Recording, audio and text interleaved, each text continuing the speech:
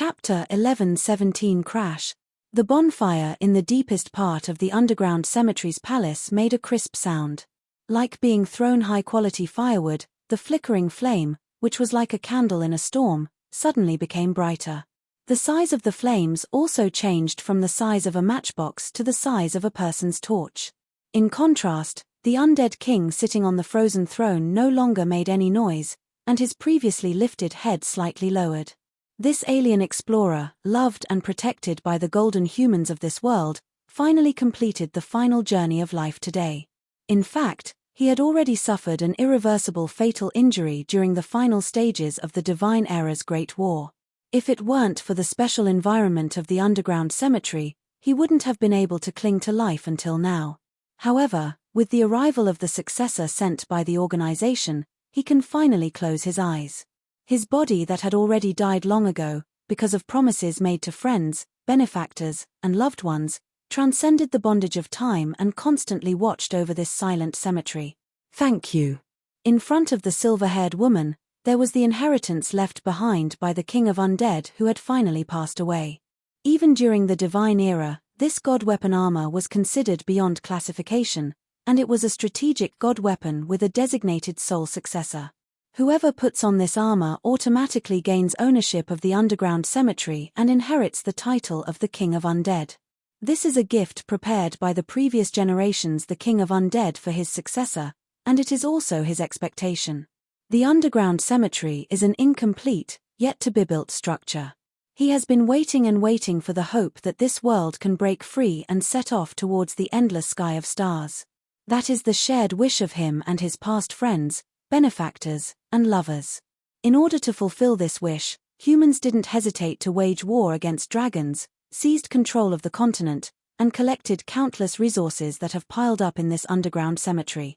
In the late Divine Era, the mags who fled here brought even more treasures, making the underground cemetery the most powerful force in the whole Seer's world. Your sacrifice will not be in vain. The bonfire's flames illuminated the snowy face of the silver-haired woman. Her figure once again turned into particles of light, penetrating into the armor of the deceased left by the King of Undead. This god weapon is a special existence that surpasses all constellation gods' weapons in this world. It is a nightmare god weapon that even the dominant race, the dragon race in this world's pyramid, fears greatly. The King of Undead, wearing the armor of the deceased, can endlessly resurrect the beings who died in war. Even if their heads are pierced and their hearts are torn out, the deceased don't feel any pain. They only continue to move forward and kill. In the final stage of the war between humans and dragons, humans managed to pile up the bodies of numerous dragons with the sheer number of their race. Then, under the control of the King of Undead, these dragons stood up and joined the human camp as skeletal dragons and zombie dragons.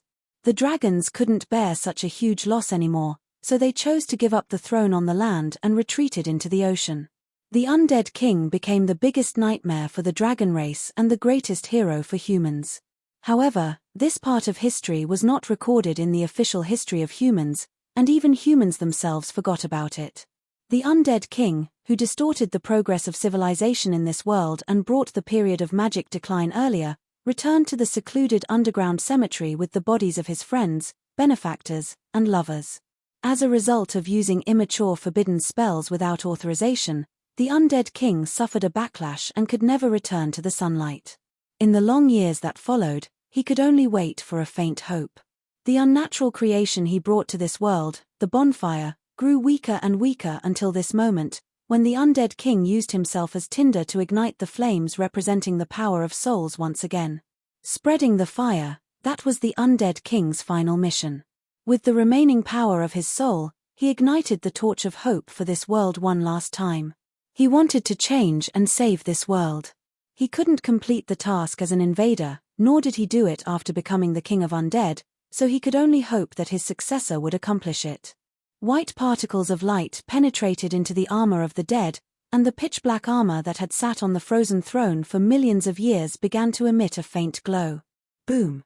Within the bonfire, countless sparks flew, illuminating the deepest palace of the underground cemetery. Here, it's not just the King of Undead alone. On the enormous walls, pillars, and ceilings, there were figure after figure wearing mage robes.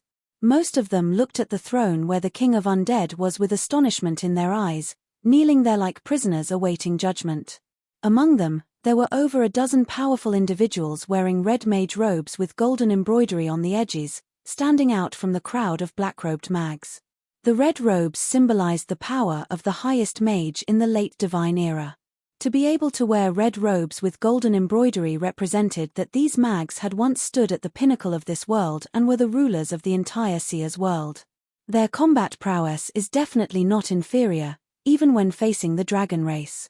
Unfortunately, they escaped to the underground cemetery, which was a place where the friends, benefactors, and lovers of the King of Undead were buried. It was a miraculous structure built by this outsider to return to the stars beyond this era. The magic here is completely under the control of the King of Undead. The origin of the magic lies in this bonfire and the bodies of the golden humans buried here. No matter how powerful the red-robed wizards were, even those who could cast forbidden spells, they couldn't even produce a fireball in the underground cemetery without the permission of the King of Undead. Therefore, the red-robed wizards all met a tragic end. They had intended to dominate the underground cemetery and seize it as a base for future return to the surface, but in the end, they all became decorations in the palace of the King of Undead. After thousands of years, everyone had long since died and couldn't die anymore. However, due to the unique environment of the underground cemetery and the King of Undead's ultimate power over the undead, these wizards had turned into a different kind of existence. The wizards dressed in black robes became powerful skeletal wizards. The wizards dressed in red robes descended into eternal liches. This was also one of the gifts prepared by the King of Undead for his successor, an undead legion that could conquer the world, possessing the terrifying strength of the Divine Era. As the silver-haired woman put on the undead king's authoritative armor, the black and red-robed sorcerers, who were forced to become decorations in the underground cemetery, began to awaken from their long death state. Chapter 11:18 Sleeping in the deepest palace of the underground cemetery, sealed as decorations on pillars by the previous undead king, the sorcerers within the walls opened their eyes. The first thing they did was lower their own heads. "We offer our loyalty to the Supreme King. You are the ruler of death, the only king of the undead in this world. Forgive us for our past impoliteness, great king." This is not only loyalty, but also a pledge. The once powerful mags, now transformed into undead beings, finally realized how ridiculous their plan to control the underground cemetery was. When facing the dark figure on the frozen throne, their proud spells had no resistance whatsoever. That is the legendary hero of the true Divine Era, the immortal myth. Fortunately, they are also descendants of the Divine Era bloodline, otherwise it would be impossible for them to become the masters of the earth in the late Divine Era. The King of Undead didn't completely destroy them in the end, but chose to transform them using the special environment of the underground cemetery. Everything is for the distant future that the King of Undead eagerly waits for.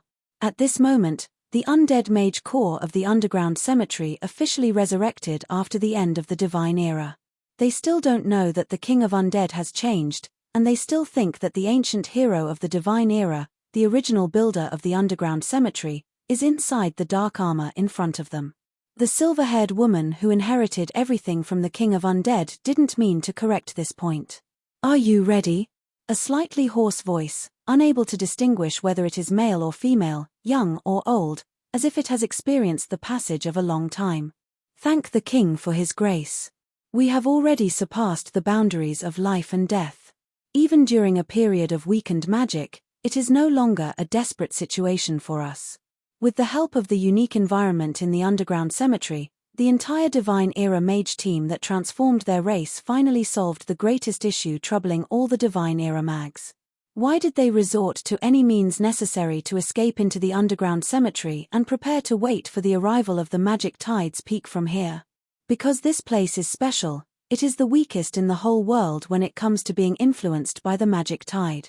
Perhaps it is because it holds the bodies of the oldest humans or because of the unique sealed nature of the underground environment, but in any case, the massive ruins known as the underground cemetery still contain a large amount of residual magic, according to the Divine Era. Now, as they revive Sue from death, they can feel their own spellcasting abilities returning. Originally, the Divine Era mags needed magic to cast spells, But during the period of magic tide decline, even staying in the air can feel suffocating. Accustomed to the feeling of magic elements being omnipresent in the air, entering the period of magic tide decline truly feels excruciating. Even living in a tomb is 1,000 times better than being under the sun. For the common problem of magic depletion among the wizards of this divine era, the previous generation's king of undead performed a swift and clean operation. Since living is so difficult, then let's all die. The words of the deceased are not affected by any symptoms of magic depletion. After losing their flesh and blood, they will no longer experience this symptom. At the same time, using forbidden techniques that don't belong to this world, a part of their souls is extracted and infused into the dwindling bonfire, serving as prepared firewood. If he is truly approaching the state of running out of oil and the organization's successors haven't arrived yet, these divine-era wizards can come in handy. Fortunately, the successors will arrive hundreds of years before he reaches the final limit, so the prepared firewood doesn't need to be burned so quickly. After all, they were once the highest representatives of power in this world, and they still have some usefulness for the organization's plans. In order for them to still have combat effectiveness during the period of magic tide decline, he personally transformed them. The current divine-era wizard corps, the black robes, have collectively changed into grand necromancers, while the rare red robes have transformed into higher-ranking liches. Everyone's soul flames are kept in the bonfire smuggled by the organization, becoming an inseparable asset of the underground cemetery. From the moment they woke up, the once proud divine-era mags understood that they were no longer human. Most of the mags were fanatics, but this group of mags who came up with the crazy idea of occupying the underground cemetery during the period of magic tide decline were the craziest of them all. In the late divine era, when they realized that the world's magic tide was irreversible, they clearly divided into two factions. The group that fled into the underground cemetery was the strongest among the mags at that time, and their actions were also the most insane. Regarding the fact that they had become undead, the vast majority of them didn't see it as a problem. After witnessing the master of the underground cemetery, the king of undead, who had been alive since the divine era until now, and just a single glance from him could render anyone unable to cast spells, many of them even started to like their current state. Well, that's just how mags are. Their ability to cast spells returned, although many spells in their spell list completely disappeared, especially the ones related to light. However, in their place, various undead spells emerged as if they were directly engraved in their souls. The withered hand, the pale fist, Sue, the dead person, the white bone battle armor, a series of death spells even the divine era had few people involved in, completely filling the gap left by the disappearance of light magic. In a way, they were actually stronger than when they were alive. The skeleton archmages, no longer bound by flesh and blood, only have the substance called soul fire left in their heads. As long as this part isn't destroyed, their limbs and bodies are just decorations. As for the transformation of the red-robed mags into liches, it is even more terrifying. Being able to wear red robes during the divine era represents that they are all hero-ranked mags. The king of undead of the previous generation took special care of these rare units. He personally divided their soul fires and placed their main soul fire in bonfires to preserve them. This means that as long as the bonfire in the deepest part of the underground cemetery is not destroyed, the red-robed liches are truly immortal, even more perfect than the regeneration ability of the troll clan.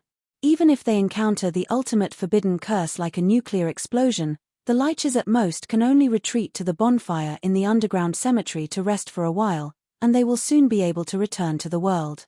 This is the legacy that the King of Undead prepared for his successors, an undead army of powerful mags. Whether it is for conquering the world or building bridges to the stars, it is very useful. After understanding the greatness of the King of Undead, the red-robed liches confessed their admiration. They made a promise to the dark figure, pledging loyalty to the great and supreme leader. Chapter 11:19. Sitting on the majestic frozen throne, the newly appointed King of Undead examined the assets and current state of the underground cemetery, which was left behind by the previous King of Undead in a written testament. Wishlist. First wish.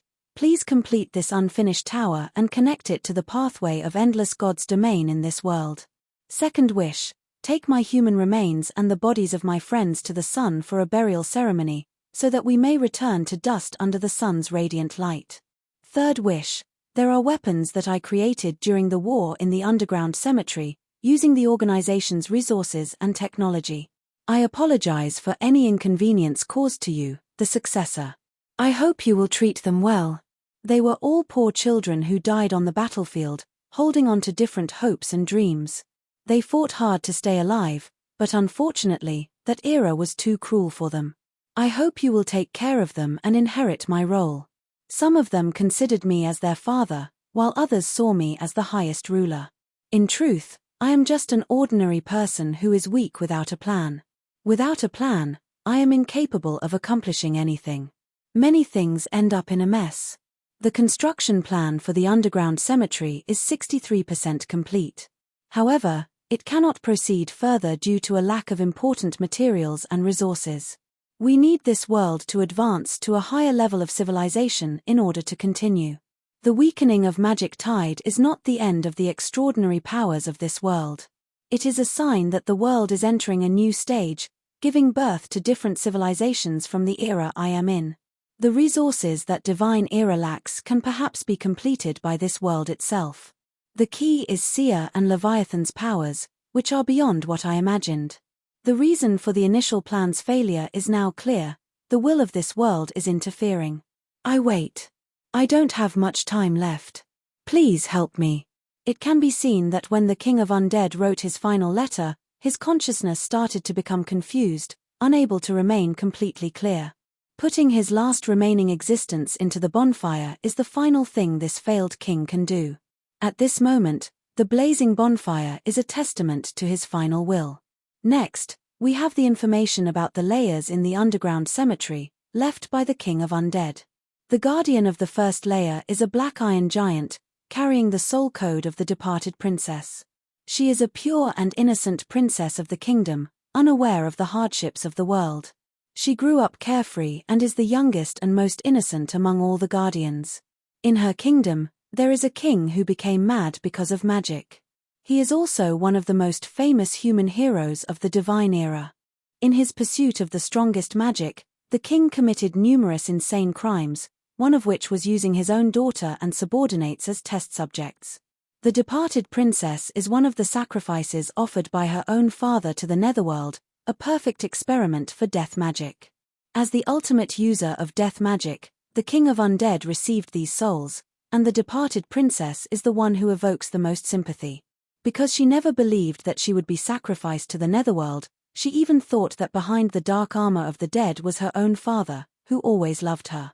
That innocent soul somehow perfectly matches with the final giant who died on the battlefield, without any rejection. As one of the last secret giants among humans, he bravely died in a fierce battle against dragons, even using the secret technique of burning his soul. In the final war of the Divine Era, the fallen princess became the new core of the last giant. Wearing a black iron armor, the immortal giant achieved remarkable victories, slaying double-digit numbers of dragons. If it weren't for the King of Undead forbidding the recording of the existence of undead soldiers in history, she might have been one of the most legendary heroes among the human camp. The second layer guardian, the verdant sea dragon, equipped with a soul codenamed War Dancer. Like the past princess, she belonged to the royal family.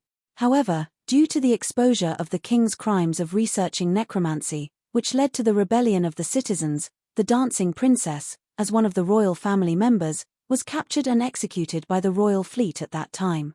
The dancing princess herself was unaware of the king's necromancy research. She voluntarily went to visit the kingdom's navy, but ended up being captured by the rebellious navy and publicly executed. The execution method was to throw her into the sea, and the audience who had applauded her shortly before threw debris at her, eventually drowning her. Because she sank into the sea, she had an extraordinary obsession and longing for weapons that could freely move in water. Eventually, she perfectly merged with the experimental sea dragon beast weapon. During the Divine Era War, she blockaded over 70% of the Leviathan faction's marine transportation lines, becoming an unknown hero of human victory. She desired power more than anyone else and enjoyed acting alone. The third guardian of the opera house, known as the Phantom, with the soul code name Enchanting Songstress. She was the greatest singer on the continent before she died. She was good friends with War Dancer, and their bond was even stronger than friendship. After War Dancer was executed, the kingdom fell into a rebellious war. No one listened to the singer anymore, and the opera troupe they had formed together went bankrupt. The war engulfed the land. The singer, who was born a commoner, hid in an abandoned tower in despair. She lost all meaning in life and her best friend. In the end, she starved to death in the tower. Unique traits, incredibly contagious spirit, possessing the strongest voice in the underground cemetery. However, she must never fall into a state of madness, as her singing would indiscriminately attack everyone. She longed to be loved by someone, but she lost the person she loved the most. Once, she believed the world was beautiful, but the world betrayed her. She couldn't face such a world and would rather choose to self-destruct than stay in a world without the War Dancer. If the singer and the dancer fought together, they could unleash unimaginable power. The singer alone could match the royal family of the mermaid clan in strength. The fourth guardian, known as the Rift Space Dragon, with the soul code name Kingdom's Shield. The leader of the Kingdom Knights, who protected the capital city during the rebellion, ended up being executed. He was once the strongest shield of the kingdom and the former top knight of the continent. Even after death, he never gave up on his belief to protect the country. He possessed the strongest aura ability among all the guardians and wielded a weapon prototype made from the body of the previous generation's Dragon King. Among all the guardians, she had the most stable mentality, closest to that of a normal human. Her weapon, the Rift Space Dragon, was a rare air combat dominator in this world. Chapter 1120. The fifth level guardian, codenamed Chelene, was a highly self-disciplined weapon designed by the organization. Its soul code named the Lost Twin. The talented girl group of the capital city knights, the next generation candidates for the Kingdom Knights. The older sister was imprisoned in the Great Forest by the Mad King and subjected to various cruel tortures until her death. Her dying wish was for her younger sister to be saved. The younger sister died on the edge of the forest. Although she had already been rescued, she returned in order to save her older sister. However, she was killed by the guards before she could see her sister one last time. The two of them were inseparable, so a special twin system was created for them. The two people had very scary natural abilities that could control a large number of strange creatures. They were being tested to see if they could be the core of a unicorn. However, because they didn't have enough resources, their body, called unicorn, was not able to be fully built. The unique driving system for twins was closed and they didn't participate in the war during the Divine era. The sixth level guardian, apostle of the gods, had a soul with the eternal codename Witch. It was supposed to be the ultimate weapon that this world could accommodate. But, because there wasn't enough information, the weapon was not completed. Information, unknown. Background, unknown. Experience, unknown. When it was discovered, it was already a dead body and the cause of death was unknown. Suspected visitors from another star, their body structure had obvious features that didn't belong to Sia's world. The knowledge of the other world held by the king is believed to come from the witch. The body developed for him currently only exists in the design drawings and needs future developers to provide enough resources to complete it. The seventh level guardian, the king of undead, with the soul code named the Lost Traveler. Compared to the exceptionally detailed previous guardians, the guardians of the underground cemetery on the 5th and 6th levels only have approximate weapon codes because they are still in an unfinished stage. Especially the guardian of the 6th level, there is almost no information available. Even the king of undead from the organization has not found any corresponding data. Black Iron Giant. Emerald Sea Dragon Beast. Opera House Phantom. Rift Space Dragon. Kirene. Apostle of God. From the way they named it, it is evident that the king of undead was very fond of fantasy stories. The war weapons he created were filled with romantic colors. Even the central cores, which were originally named as Core 1 or Core 2, as standard practice for weapons, had their names chosen based on their past memories. So, that's how it is. Well then. It's time to start working. The newly appointed the King of Undead awakened the first and second layers of Guardians, and arrived at the deepest part of the underground cemetery to complete the succession ceremony. He put down the documents in his hands and sat on the ancient frozen throne, raising his head. Now is the time to bring this place back into the daylight. Activate, tower to the sky. With a command from the King of Undead, the underground cemetery, which had been dormant for millions of years, began to shake violently. Originally built by extraterrestrial visitors, the King of Undead, it was not a burial ground but a tower. According to the organization's design, as long as it had enough power, it could directly penetrate through the barriers between Seer's world and the sky, leading to the tower in the starry world. Codenamed Babylon Project, it was a miraculous construction that connected heaven and earth, and humans and gods. Unfortunately, even with the help of the Golden Ancient People throughout his life, he was unable to complete this plan. The progress permanently stayed at 63% after the end of the Divine Era War. He wasn't lazy, it's just that his time wasn't advanced enough to complete the Babylon Project. The Sky Tower, which was supposed to connect the sky and the earth, ended up sinking underground and becoming the underground cemetery, burying itself and the golden humans. It wasn't until today that the long-forgotten Babylon Project started again. I will help you fulfill your wish. This is also a test for myself. Countless complex rune data flowed through the new King of Undead's eyes. Even though she didn't bring a single piece of paper from the outside world, she, who inherited the identity and power of the King of Undead, had an incredibly strong confidence. Even though this era was in the period of magic tide decline in Seer's world, this tower with the codename Babylon would surely stand at the center of this world. Today is the day when the former underground cemetery makes a sound to the outside world. Underground cemetery, level 1. Oh, it moved, it moved. Our cemetery can actually rise up. Princess Past looked around at the continuously changing walls, more excited than anyone else. Truly an incredible power.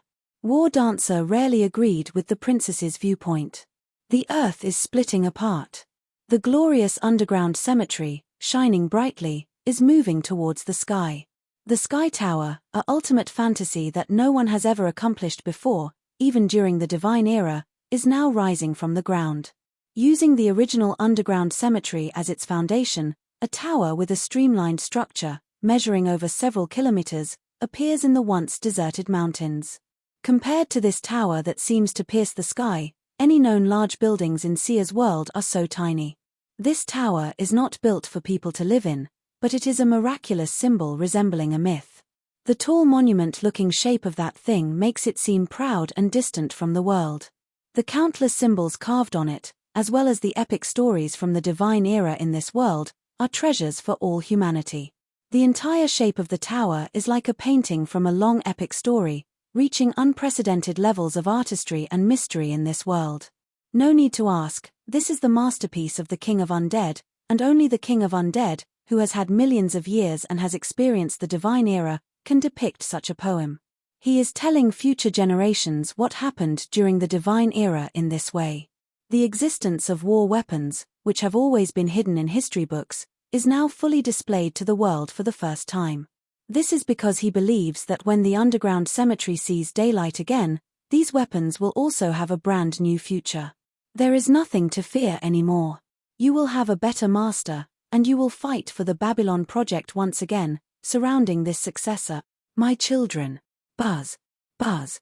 A huge current surged out from the ground, lighting up countless lights that didn't belong to the civilization system of this world, making the ancient tower, the Sky Tower, shine brightly enough to illuminate the entire sky at night. Today is the day the Babylon Project starts again, a day worth celebrating so grandly. The tower that advances towards the sky is the obsession of the King of Undead for this land and this world. Boom.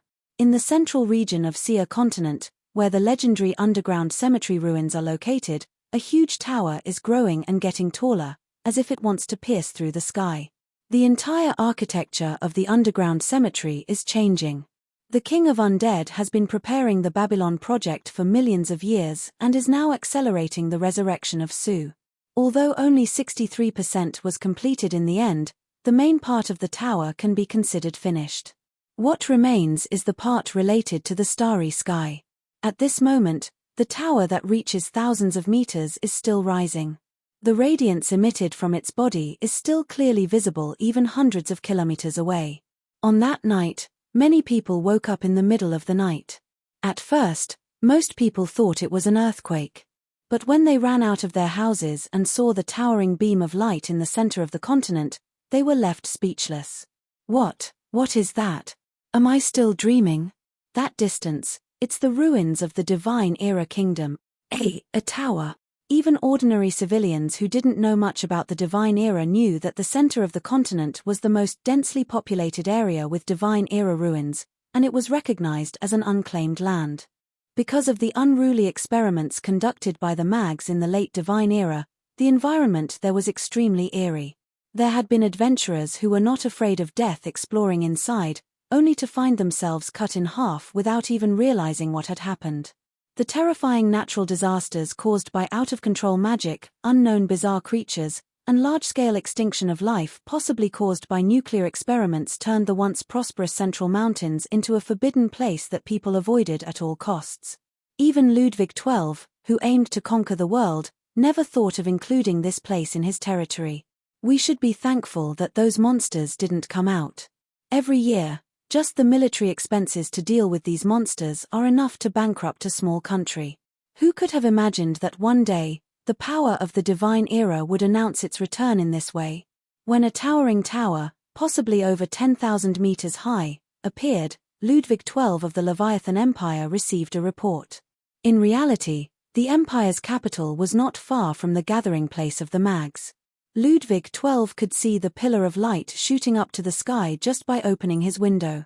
First, the kingdom produced a pure Divine Era bloodline with inherited powers from previous generations, and now even buried relics have emerged. What on earth is happening in this world? Ludwig XII, who was recently just one step away from ruling the continent, grabbed his hair and shouted in anger, "Call Asmid and Poinkar, we need an emergency meeting tonight." Similarly, the capital of Sia Kingdom, which is next to the empire, also saw the enormous beam of light. Is this the power of the ultimate magic of the Divine Era? Ain, who has pure Divine Era warlock lineage, looked astonished at that location. In the central area of the continent, there stands the largest mage relic, which used to be the most glorious proof of the Divine Era mags, surpassing dozens of mage towers. However, weren't those ancient mage towers all collapsed due to the erosion of time? Besides the terrifying underground cemetery, I haven't heard of any other intact mage relics in that area. Sister, Adley is a bit scared. Let's go find our brother. Adley grabbed Ain's hand, looking worried. As the possibly most talented Divine Era warlock of this era, Adley seemed to sense something. Similarly, Yunshi also noticed. What is this? Compared to Adley and Ain, who are confined to this world, Yunshi's expression is truly dumbfounded. Because, no matter how he looks up, looks down, looks left, looks right, this tower that almost shows the projection to the whole Sias world, its style is the divided form of endless gods domain the Seven Towers. Moreover, it is also one of the popular retro styles in Western God's domain, the genre of the God Tower. Who exactly built such a thing in this secluded world? It wasn't until Adley and Ain ran to Yunshi's side that the answer began to unfold. A towering figure sitting on the frozen throne in pitch-black armor, from the sky in the center of the continent, spoke to the entire Sias world. "Good evening, everyone." The voice was very hoarse, as if it hadn't been used in a long time, carrying a worn-out breath.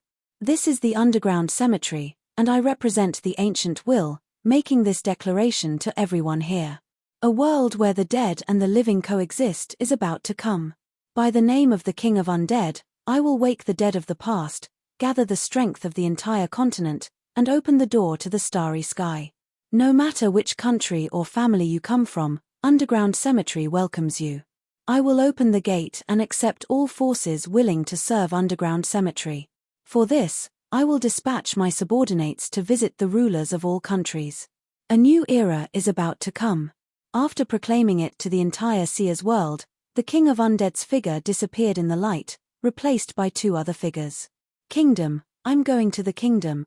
The towering black iron giant raised its hand and let out a tinkling laughter, manipulating the giant to strike a pose with both hands raised towards the sky. Then, I'll go to the Empire. War Dancer didn't argue with past princess. Anyway, no matter which outcome is chosen, it will be the same. Even during the Divine Era War, the war weapons created by the Supreme King were invincible, not to mention the current era where the average strength is constantly declining. It looks like we need to prepare to greet the guest. This guest doesn't seem friendly at all. Yunshi sighed as he looked at the black iron giant, over 50 meters tall, moving towards the Seer Kingdom on the screen. The mission to collect the 12 god weapons hasn't even started yet, and we already encountered such an opponent. It's impossible to complete the mission easily. That person, the King of Undead, is a true ruler of the Divine Era. It is said that he has the golden bloodline passed down through generations, not someone like him in disguise. The fact that he could build a tower surpassing the era proves his greatness. Yunshi even had a suspicion that he obtained knowledge from the Endless God's domain. According to normal architectural principles, building a tower over 10,000 meters high is an impossible task. It doesn't look like something from Seer's world at all. With Lord Silver Dragon here, we won't be afraid. Yes, Sister is the queen of nuclear explosions. With one nuclear blast, we can send that big guy flying. Chapter 1121 That forbidden spell of nuclear explosion, it's not something you can just use. Ain looked at Yunshi, who had a calm expression, with some unease. She hadn't figured out how to explain this big lie to the world yet. So, Big Brother can definitely solve this problem, right? Adley's thought process was simple and straightforward like this. It's impossible for a 9-year-old child to consider world affairs and such. Yes. This time, Ain answered with great certainty. She had absolute confidence in Lord Silver Dragon. And this confidence was not a false lie. No matter how powerful that giant is, she firmly believed that Lord Silver Dragon is invincible. Even if the owner of the Sky Tower is the legendary King of Undead, it can't shake her belief. Sky Tower, underground storage on the 3rd floor. After the main structure of underground cemetery rose to the sky as a towering tower, the underground part didn't disappear. The original 7-level structure of underground cemetery still exists as the underground part. The Black Iron Giant and the Verdant Sea Dragon gathered in front of the door on the 3rd floor, waiting for their companion's response. The guardian of the 3rd floor of underground cemetery, a friend of War Dancer, and the favorite singer of past princess. We are about to set off, please wait a moment. As long as we gather enough resources, we will definitely make it possible for you to come out too. War Dancer looked at the still closed door with gentle eyes. Behind the door is her lifelong best friend, also the person she has let down the most in the world. If she hadn't been executed by the Navy, she could continue to support the opera troupe, and her best friend wouldn't have died in such a tragic way. Starvation, for a songstress who once possessed the sweetest voice, is such a dreadful ending. After learning this news, she went completely crazy for the first time and committed the biggest crime of destroying the kingdom's navy as a weapon of war. I am the best weapon that Daddy can use. With me, all the resources can be quickly retrieved. Princess Past raised her fist, showing off her strength. Everyone needs to be careful. We are at odds with the world. The singer's voice faintly echoed. Due to the resources being used to activate the 1st and 2nd Guardians, as well as raising the Tower of Heaven, the Guardian of the 3rd level, the Opera House Phantom, is in standby mode due to lack of energy. Even the non-scientific Divine Era weapons follow the principle of energy conservation, it's just that the power source for these weapons is a bit special. We already understood this long ago, that's why we chose it. The Verdant Sea Dragon Beast stretched its streamlined body. It is precisely by understanding one's powerlessness and helplessness in the face of injustice that one longs for power. Without power, no matter how beautiful the dance or how wonderful the singing voice, it cannot change the world. The Supreme King, who wanted to give himself power, is about to go to battle. Just like in the past, sing for me and the princess. Inside the closed gate, as the dancer wished, just like every time she left the king in the past, a captivating voice could be heard. The dancer and the princess closed their eyes together, as if they had traveled back in time. We turn into light and go to a distance further than the end of the world. Overflowing with longing, I look at your gentle face. Love can turn into a radiance that shines on you, and hold destiny in its own hands. I am willing to believe that no matter what kind of miracle, it will happen. You are so endearing, even if there is silent blame from the whole world, I am willing to sing for you. To understand your sadness, I am here praying for you. Happiness is waiting for you. That was a promise between the songbird and the dancer. On top of the tall tower, the songbird watched the dancer fade away, feeling a vague sense of unease. So, she sang a song that symbolized the bond between them. Are they friends or more than lovers? Both of them are waiting for that answer, wanting to understand each other more, wanting to be closer together. Unfortunately, what they received was not an answer, but destruction. Like a pair of birds intertwined together, when one falls, the other cannot survive. In truth, as long as they can let go of certain things, the canary with a beautiful voice can always survive. However, she didn't choose to do that. Instead, after her best friend departed from this world, she chose to hide. She hid in a secret room within the tower, a room that no one could find. The most beautiful flower in the kingdom withered away. Hearing the long-lost singing of the songstress, tears welled up in the eyes of the dancer. Unfortunately, she couldn't cry anymore because both she and the songstress, and even the princess, were long gone. The only thing left was the core of the transformed king of undead, turned into a weapon. In a way, the princess of the lost kingdom, the beloved songstress, and the dancer were all gone. What remained were just fragments of their memories, weapon components with codenames like Lost Princess, War Dancer, and Enchanting Songstress. Why did the king give weapons souls and emotions? Perhaps, because of that, he was the supreme king. Large drops of transparent liquid rolled down from the corner of the emerald sea dragon beast's eye, marking the most vulnerable moment for this super war weapon from the divine era. However, the dancer had promised herself not to cry anymore. After witnessing the tragic end of the kingdom and realizing her own powerlessness, she underwent a transformation. Now, she possesses a power stronger than anyone else and is the ace of the seas. Underground Cemetery's second-level guardian, the Emerald Sea Dragon Beast, target, Leviathan Empire, let's go. The enormous sea dragon beast burst out from the ground and, following the river formed by the melting of the snow on the highest mountain range in the center of the continent, ventured towards the Leviathan Empire.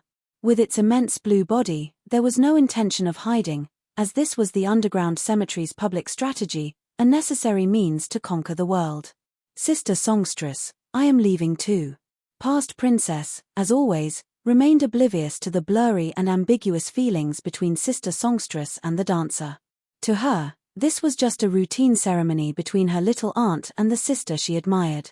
Underground Cemetery's first-level guardian, the Black Iron Giant, and the princess, let's go. Target, Seer Kingdom. The last Black Iron Giant came out from the mountains and headed towards the Seer Kingdom with big steps. After the two of them left, a girl's whisper came from behind the closed door. Why do humans always make the same mistakes? Chapter 11:22. One day later, shocking news came from the Leviathan Empire that shook the entire continent. The Divine-era war weapon that came out from the Underground Cemetery and the titled machine Yellow Sparrow dispatched by the Empire clashed at the border of the central province. It only lasted for 5 minutes. The Empire's fastest machine, paired with the concept weapon Thousand Feathers, was defeated along with its driver, Ludwig, the Empire's only female hero-ranked knight. The Yellow Sparrow machine was severely damaged, and Ludwig had to emergency eject to escape, losing the concept weapon Thousand Feathers in the process.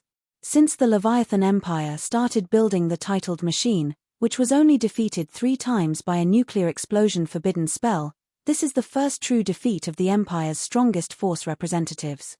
And it wasn't defeated by the forbidden spell, but by the Emerald Sea Dragon Beast, which is also a war weapon.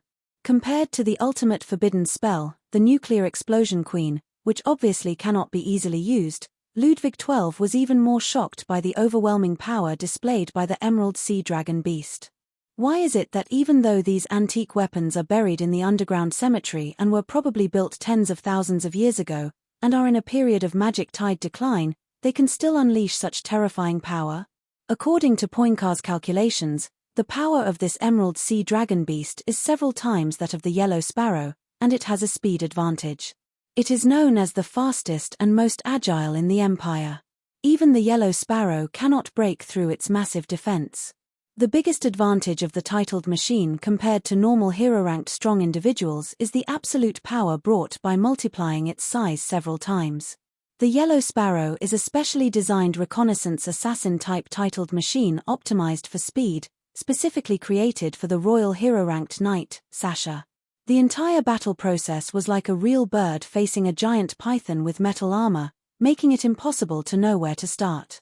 With its advantage of speed and flexible size, the titled machine, Yellow Sparrow, landed hundreds of hits on the opponent within 5 minutes of the battle.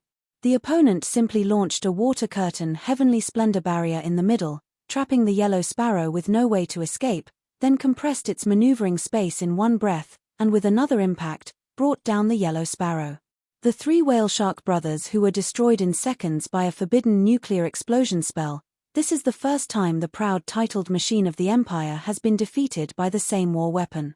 The entire battle process has been fully recorded, and it can be said that they lost without a word. That huge body of the Emerald Sea Dragon beast, along with the unknown armor it wears, is clearly an ancient artifact from tens of thousands of years ago, but it exerts overwhelming strategic advantage against the hummingbird. Poincar, who obtained the data of the Emerald Sea Dragon beast, even deduced a result that Ludwig XII could not accept. When the hummingbird entered the 1-kilometer range of this Emerald Sea Dragon beast, its defeat was already inevitable. Once the water curtain heavenly splendor of the Emerald Sea Dragon beast appears, even if there were 10 hummingbirds on the scene, they would not be able to escape from the trap woven by this water curtain. This means that the antique weapon in Ludwig XII's eyes is not only not outdated in this era, but even surpasses theoretical level of this era. The situation is even worse. Poincar inferred that the power of the current Emerald Sea Dragon beast is enough to cause the entire Leviathan Empire to collapse economically. As long as it continues to occupy the veins of the Leviathan Empire and cut off the Empire's bridge transportation, then the food and economic distribution in all regions of the Empire, except the central area, will fall into the most difficult situation. Fight. No matter how strong this sea dragon monster is, we must fight. Ludwig XII, who was going crazy, knew the serious consequences of the water being taken over, and his eyes turned red. The entire empire was urgently mobilized because of Ludwig XII's will. Originally suppressing the border areas and exploring other titled machines in the Divine Era ruins, all other titled machines received an urgent summons, calling for everyone to gather. Objective: to conquer the ancient weapon Emerald Sea Dragon beast that has seized control of the Empire's water veins. Underground Cemetery shocked the whole world just 1 day after its appearance. At the same time, within the Seer Kingdom, the Iron Giant was also forging ahead through difficulties. Due to the fact that the Seer Kingdom's territory is only about 1/10 of the current Leviathan Empire, Past Princess had no worries about encountering any significant resistance from this country. The reason she chose this country as her target for suppression was simply because of its special location. Because this used to be the place where she grew up, disappearing in the history of the ancient kingdom. Her and her father's hometown. Boom. Boom. Walking in the huge forest, every step brought down a large number of trees, startling countless birds that nested in the forest. However, when these birds discovered the last giant, instead of flying away, they curiously flew over, and many birds simply stayed on the giant's broad shoulders. The giant is an earth child, beloved by this world. As the last descendant of the giant clan, the resurrected black iron giant Su also inherited the traits of the earth child. As long as they stand on the earth, they possess an endless surge of power. No one can kill earth child. The troll clan inherited some immortality characteristics from the giants, and became the terrifying ace force in the Leviathan faction. And the last giant not only had the tallest and biggest body among the giants, but also the giant king. If the troll clan is the ace, then the last giant is the king of aces, the only one in the world who can tear apart dragons with bare hands. In the war for the continental crown during the Divine Era, the last giant, whether in life or death, killed the most dragons, without exception. Good morning, little birds. Today is also a happy day. We quietly approach the enemies, and then strike them with full force. The departed princess extended her hand, playing with the birds flying around the giant. The giant's hand was over 20 meters long, and a flock of birds danced around this giant arm, seemingly amazed by the mightiness of Earthchild. Today, I am just as perfect. In the eyes of the past princess, the giant is herself, and she is the giant. She is her dad's greatest weapon in war. Charging into battle and defeating dragons is a piece of cake for her. Those flying lizards are no match for her at all. In the Divine Era war, she would drag one behind her, bite another at her feet, and hold on to one in her hand, putting on a show of tearing apart dragons. If it weren't for her dad forbidding humans from recording her achievements, she would be the most powerful dragon slayer of that era. Conquering a small country is just like taking a walk in the suburbs. Chapter 1123 The Underground Cemetery, a land from the Divine Era, on the second day of the ancient weapons invasion of the continent in the war. The Emerald Sea Dragon beast has occupied over 30% of the main roads in Leviathan territory, releasing around 100 small weapons made from its own armor plates. These small sea dragons, which measure over a meter long, successfully repelled most of the night orders that came to face them. Apart from a few key routes where the Imperial Army is stationed, the rest of the rivers have been captured. Some of the roads for delivering food in the Leviathan Empire were cut off, causing the price of food in the entire empire to rise dramatically. The residents of the empire started panic buying food and daily necessities, and the whole empire fell into a state of chaos. Ludwig XII, furious about this, swore to destroy the Emerald Sea Dragon beast that threatened the empire's food security, even if it meant using a forbidden weapon that was still under development. The battle was about to begin. In the Seer Kingdom, the Black Iron Giant finally emerged from the mountains and started moving towards the kingdom's capital. The Black Iron Giant, as if showcasing its own power, didn't walk very quickly and would sometimes stop in strange areas. Those areas were remnants of the Divine Era kingdom and were also places that the past princess remembered from her past. Unfortunately, after millions of years of separation, these remnants became ruins without any magical protection like the underground cemetery, completely losing the appearance the past princess remembered. The mountains and rivers had familiar shapes, which was why she kept stopping and looking around. Conquering the Seer Kingdom was as simple as taking a stroll in the garden. It wasn't like being a dancer who had to fight against the strongest empire in the whole continent. We must try not to damage the country's integrity, as ordered by the Supreme King of Undead from the underground cemetery. We just need to demonstrate the absolute power of the underground cemetery. For the war dancer, who was skilled in cutting off the enemy's supplies and forcing surrender, her approach was to declare war by occupying the Leviathan Empire's water veins. And taking a stroll was the way the past princess announced her own power. Standing at a height of 50 meters, the Black Iron Giant could cross any terrain, even swamps and rivers couldn't stop it. The mere act of moving itself was the best deterrent. That colossal steel body, weighing over 10,000 tons, was even more terrifying than the Leviathan Empire's magic armor. If not for the presence of the nuclear explosion queen in the Seer Kingdom, the army would have surrendered long ago when faced with such a mobile disaster-like creature.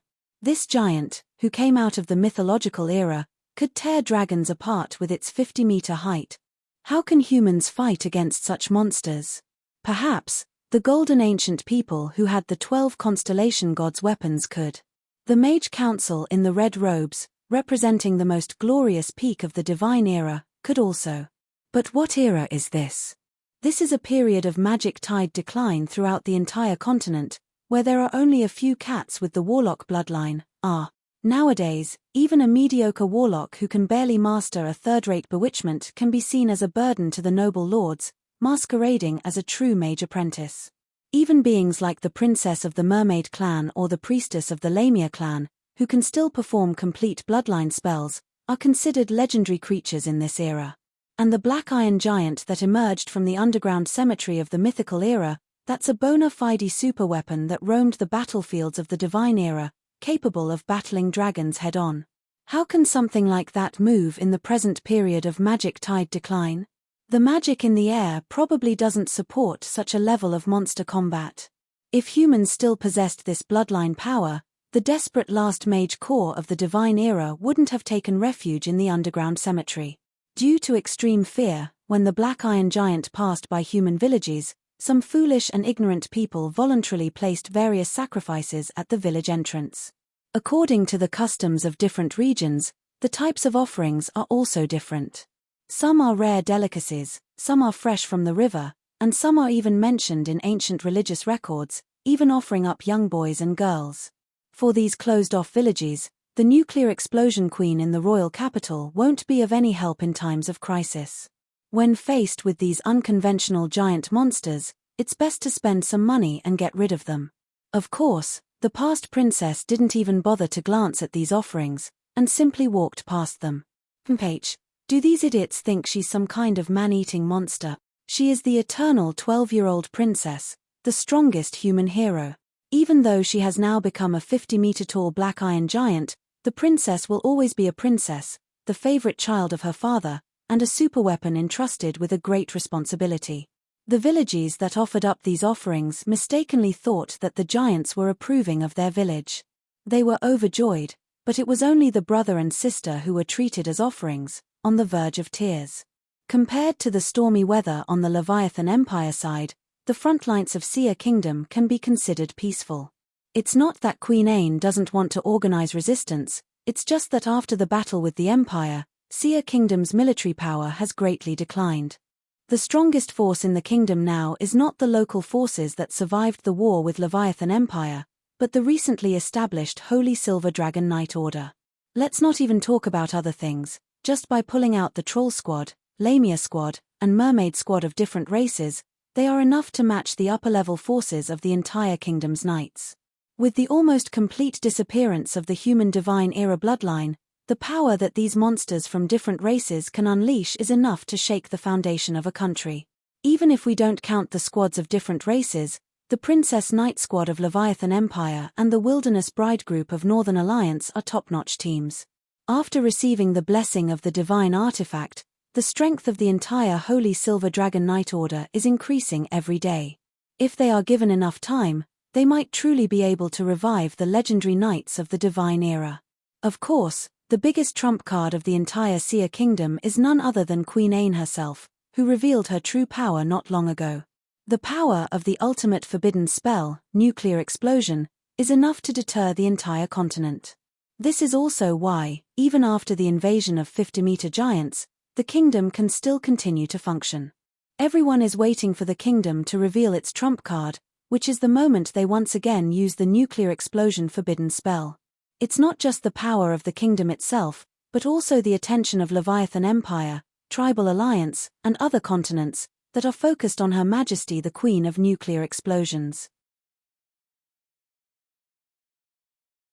Chapter 1124 The Giants Are Coming. This is the first day the mainland appeared in the underground cemetery, and the news spread urgently throughout the continent. Due to the use of the Warlock bloodline, which is scarce in this era, for synchronous intelligence transmission across kingdom levels, only the highest priority information would be transmitted immediately.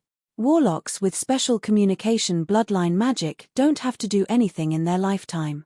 There are plenty of merchants and nobles waving gold to hire them. They can enter the royal palace if they want, join the Merchants Association if they want, and even if they are captured during war, they are treated well, with good food and accommodation. There is absolutely no abuse, and changing sides is always very popular. After all, they possess the crucial ability of transmitting information for the entire continent, which is much faster than sending messages through carrier pigeons or horse-drawn carriages. This bloodline used to be very common during the Divine Era, similar to the profession of a mailman during that time. It was a common bloodline that mags were trained in. Under the changes of the times, even this originally common bloodline has become highly sought after, indicating how far the human bloodline from the Divine Era has declined. Due to the limited information that the modern Warlock bloodline power can transmit daily, only in the most significant events will there be a scene where all Warlocks across the continent transmit the same information. The previous battle between the Seer Kingdom Royal Knights and the Empire's First Magic Army Legion, the appearance of the nuclear explosion forbidden spell, and the news of the upcoming establishment of the Holy Silver Dragon Knight Order, were all transmitted as top priority information to the entire continent in this way. The giants have advanced to the border of the central mountains. On the first day of the underground cemetery appearing in the world, signs of what seemed to be a giant sea dragon were discovered on the Leviathan Empire's side, causing tension among all the kings and tribal leaders across the continent. Compared to the emerald sea dragon beast that frequently dives into the water, the black iron giant doesn't try to disguise itself at all. It's not that the black iron giant cannot do it, but rather, it looks down upon doing so. As one of humanity's most powerful assets during the Divine Era, the final giants remained hidden in the central mountains for hundreds of years until the last war reached its heated phase and they officially joined the fight. As giants born from the earth, as long as they sleep within the mountains, their bodies naturally blend into the landscape, to the point that even magic cannot discern them. The last giant, because he ate something he shouldn't have, slept through the entire war between giants and dragons. When he woke up, he found that he was the only giant left in the world, and he had grown to be 50 meters tall. When he was discovered by the golden humans, he learned that the giant clan had been completely wiped out, and he was the last one left. He was filled with anger and immediately joined the human army that was planning to resist the dragons. In the decisive battle for the continental crown, the last giant sacrificed everything and died a glorious death. This marked the end of the legend of the giant clan. The next thing that happened was the legend of the King of Undead. With the passing of the last giant, the soul of the departed princess was infused into the giant's body, giving birth to the mighty Black Iron Giant. The Black Iron Giant, born as the ultimate undead weapon on the battlefield of the Divine Era, not only inherited the unreasonable power of the last giant, surpassing even the dragons, but also possessed the Earthchild's attributes. It no longer had any weaknesses. It had no vulnerabilities, no weaknesses in its spirit, and could fight endlessly without ever stopping. Even though the princess who inherited the powers of the giant somehow believed that the King of Undead was her father, this small flaw didn't affect the combat abilities of the Black Iron Giant. It seemed that the body of the Black Iron Giant and the past princess were perfectly synchronized.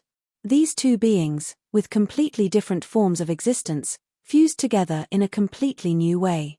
Not a dead person, nor a living creature, the ultimate undead weapon, the Black Iron Giant, has surpassed the concept of normal intelligent beings, and can be regarded as a great eternal creation. When stepping on the ground, there is no such thing as defeat. For the sake of her father's command, no matter how powerful the opponent may be, past princess will bravely charge forward. This is her fighting style. Tactics and such, never learned. Is it important?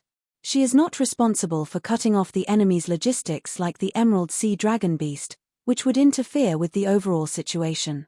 The warfare skills of the Black Iron Giant are similar to those of the Troll Clan, descendants of giants.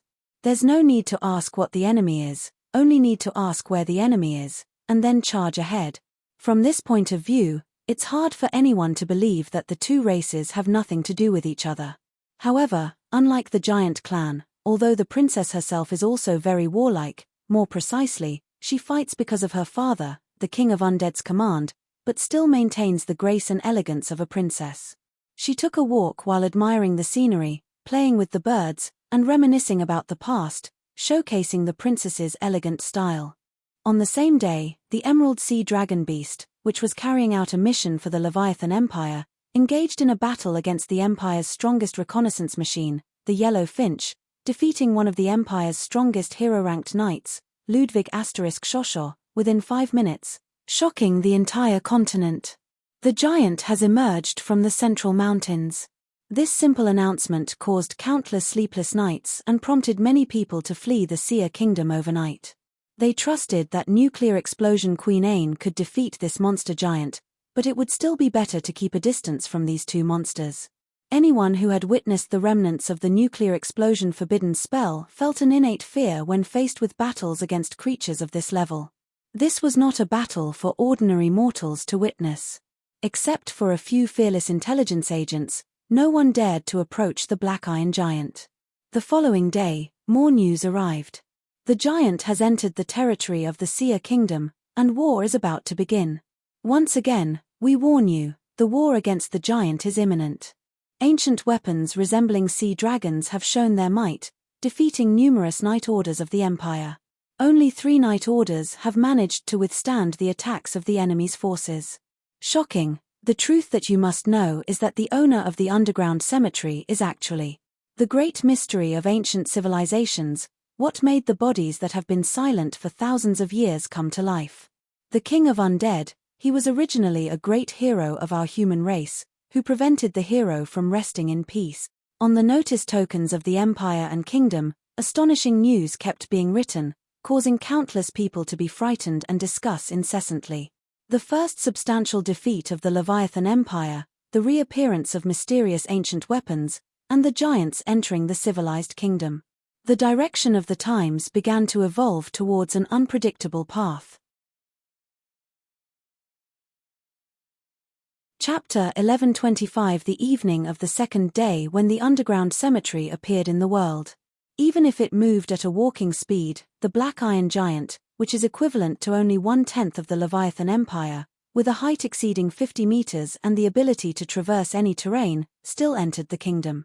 Without receiving Ain's command, a group of passionate young nobles formed a team to challenge the Black Iron Giant, hoping to become heroes like in mythological stories who defeat dragons. These knights, who have read too many novels, are foolish. Past Princess didn't even bother to look at them. They couldn't even get close to the giant before being knocked out by the earth-shaking footsteps. Several people fell off their horses and broke their legs. This was the first time there were casualties in the war between the Seer Kingdom and the Black Iron Giant, further fueling people's panic. Representatives from various factions, totaling over 100 people, gathered in front of the Divine Era Tower, urging Queen Ain to immediately use Seer Kingdom's ultimate power, the nuclear explosion, to kill this terrifying monster before it reaches the capital. If this 50-meter monster gets any closer, the consequences would be unimaginable.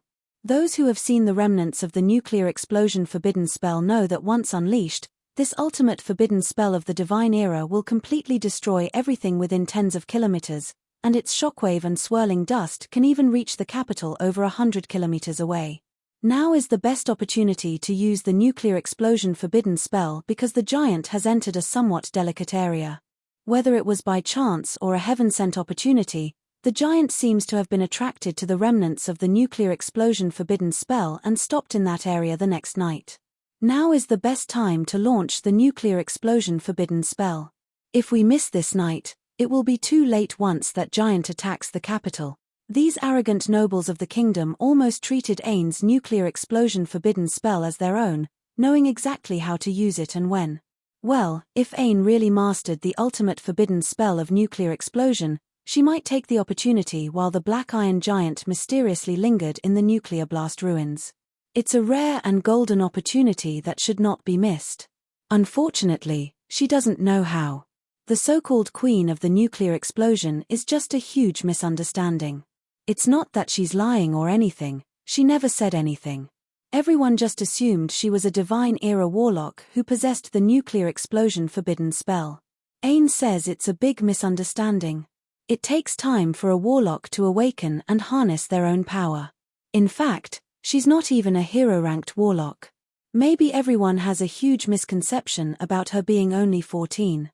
Even in the Divine Era, there were no 14-year-old warlocks capable of mastering Divine Era forbidden spells. Why is everyone acting like it's a given that she has that power now? However, she does have confidence because even though she herself never mastered the power of nuclear explosion, someone else did. She believes that Lord Silver Dragon has that power. The problem is, Yunshi himself doesn't think so. Just escaped from being chased by his 4 ex-girlfriends, and having to bear the curse of Northern God's domain supreme dragon god Asher, he doesn't possess the true power of star-hunting dragon Mew Mew Narable. Regardless of the strength of that Black Iron Giant, from the fact that it emerged from the underground cemetery and the Tower of Heaven rose, the situation is very uncertain. This world doesn't seem to be truly isolated from the closed world of the past. It seems that there are influences from other worlds as well. Even in the previous Water God's world, there were outsiders like Shea Longness the Sky Sword. As long as a world is located within the Endless God's domain, it will inevitably be influenced by other worlds. Yunshi had already noticed this from the structure of this Divine Era tower. The construction level of this world is too high for an egg-hatching tower unaffected by the passage of time, far exceeding the highest level of the divine era as speculated by Yun-shi based on books. Moreover, he discovered that thing. Speaking of that, it was really a very accidental discovery. While Yun-shi was still inside the dragon egg, in order to not completely yield to the tempting surroundings, he diligently used his senses to explore the area and then discovered it. Ain, use the secret weapon. Faced with Yun-shi's high hopes, Seer Kingdom felt that it was time to reveal their true trump card. Secret weapon? Ain expressed her unawareness of such a thing. Our Seer Kingdom's secret weapon is you, Lord Silver Dragon, who came from the starry sky, and besides that, it is this divine era tower that has now been proven to be used for hatching eggs. Other than being able to hatch eggs of the highest quality and maintain the magical standards of the divine era, allowing trolls, lamia, and mermaids to grow rapidly, what other secret weapons does this country have? If they had such a thing, her father and mother would have used it when facing the invasion of the Leviathan Empire, and it wouldn't have ended in the tragic death of the last battle. I can't detonate, you know. Ain quietly told Yun-shi. She really doesn't know that legendary forbidden spell. That ultimate forbidden spell is just a theoretical concept among mags even in the divine era, and it's not something that humans can dabble in. Is it not that? Isn't that thing right under the tower? Yun-shi looked at Queen Ain with a puzzled expression. It's already this time, and the giants have come, why haven't they activated that thing? After all, based on his perception inside the dragon egg, that thing is extraordinary and can rival the Black Iron Giant. Ah, I know, brother. It's that one, sister. Adley shouted excitedly, dancing with her hands and feet. As a child who always ran around in the tower, Adley was familiar with everything in the Divine Era Tower, including certain things located at the bottom of the tower. So what is it exactly? Ain expressed her hardship, not understanding what Lord Silver Dragon and Adley were talking about. If the kingdom has any secret weapons, father and mother would definitely use them. Don't you know how to activate it? Yun-shi realized he may have made a joke, as Ain genuinely seemed unaware of the existence of that thing. It's not surprising, if it weren't for his intuition as a mediocre puppet maker, he wouldn't have discovered what that thing is and the immense power it hides. After all, just by looking at the appearance, it was probably a broken puppet that didn't resemble a human. Chapter 1126 Start. The Kingdom's Secret Weapon. Adley and Lord Silver Dragon both know about a weapon that I don't know about. Ain, the nuclear explosion queen who is seen as the world's #1, and who took control of the kingdom at the age of 14, is seriously doubting her own life. She understood every word they said, but why did it become a world puzzle when they were put together? Even my parents don't know about our secret weapon at home. Actually, it's the thing hidden in the underground palace. Yun-shi also didn't know what that thing was, even though it was clearly a treasure of Ain's family. The hidden treasure. Ain took a deep breath. As the owner of the Divine Era Tower, even the faraway Lord Silver Dragon knew about it, but she herself had no idea about such a treasure. It's really embarrassing, oh no. Why? Adley, how did you know? What is it exactly? Sister, it's that, right there. Adley held Ain's hand and pointed below the 12 Constellation Palace. The underground warehouse. Now Ain finally knew what Adley was talking about. It is the deepest level of the Divine Era Tower, used to store a collection of meaningful items and everyday supplies. Since the Divine Era Tower is only open to the public during Ain's generation, no one else is allowed inside. Therefore, it also stores enough food to last for several years. The question is, does this underground warehouse have any weapons or secret weapons that can deal with the terrifying 50-meter giant? Is it one of the weapons from the 12 constellation gods? Yes, besides this, Ain couldn't imagine what other secret weapon could threaten the 50-meter giant in this situation. Lord Silver Dragon should be able to use the 12 constellation gods' weapons. After all, Lord Silver Dragon is a great and wise creature that has traveled across the stars. Adley, do you know what that weapon is? Ain quietly asked her sister. The 12 constellation gods' weapons are hidden in their own warehouse, and she doesn't know anything about them. Yes, Don't you remember telling me about it, sister?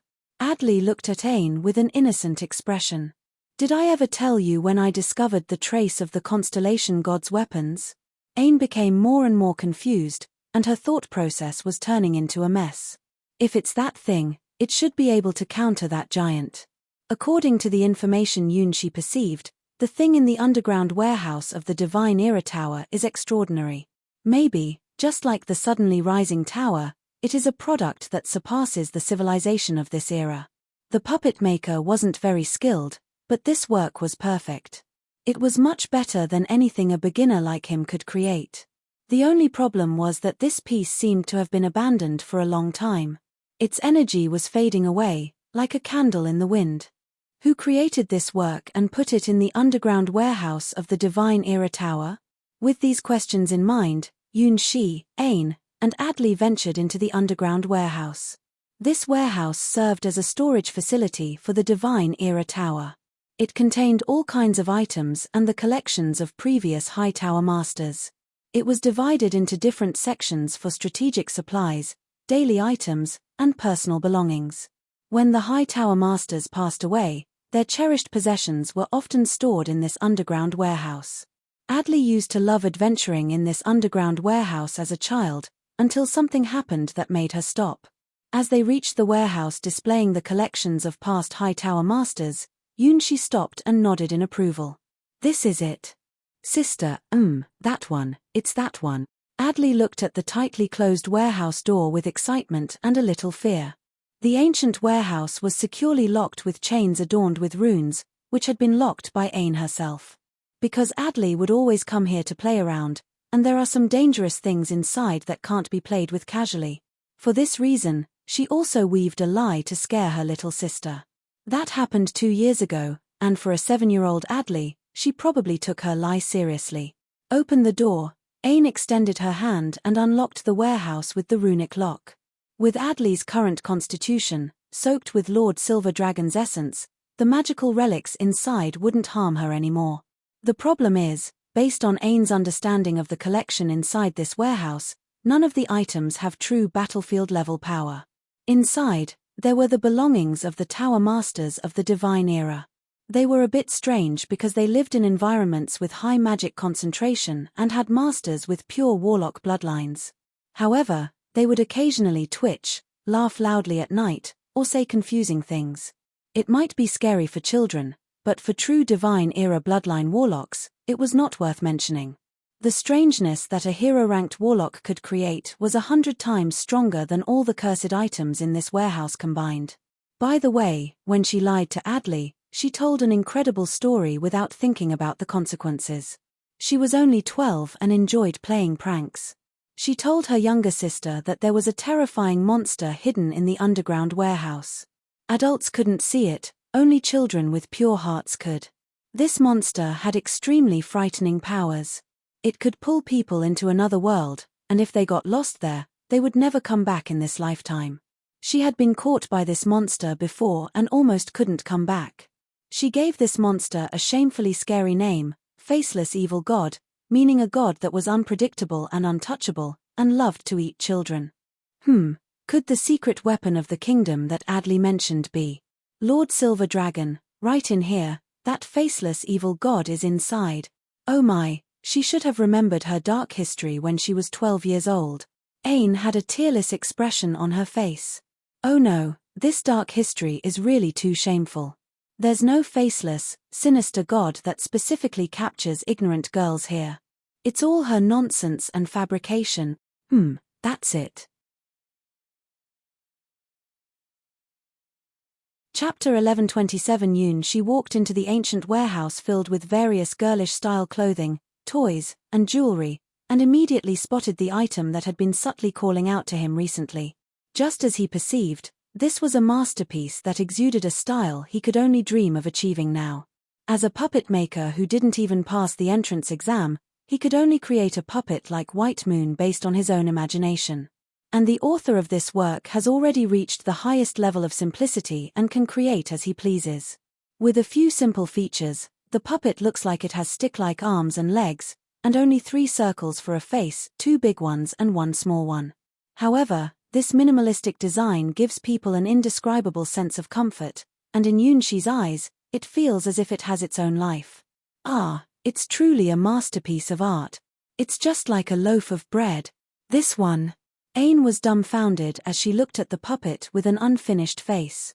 It was a secret weapon that could twist the course of a battle. Faceless and formless, that's quite fitting. It must be a failed craft project from some ancestor's childhood. This level of embarrassment is not inferior at all to the lie she made up when she was 12 years old. Sister, this is very scary. Adley tightly held onto Ain's hand. She loved all kinds of interesting toys in this warehouse ever since she was young and active. The reason why she later dared not come here was because the faceless god was here. Ain really didn't know what to say. It was really hard to tell her sister that this was just a made-up scary story for children. I really want to know who completed such a design. Clearly, this is not something that humans can create. Yunshi expressed sincere admiration for this faceless god. The whole artwork was woven from a single thread. Compared to his barely completed White Moon, which required countless precious materials, the level of this artwork was beyond what his mediocre puppet maker skills could comprehend. Moreover, the hidden power inside this puppet was indescribable. Ain, do you know how to activate it? Once again, Yunshi asked the supposed owner of this puppet. I don't know.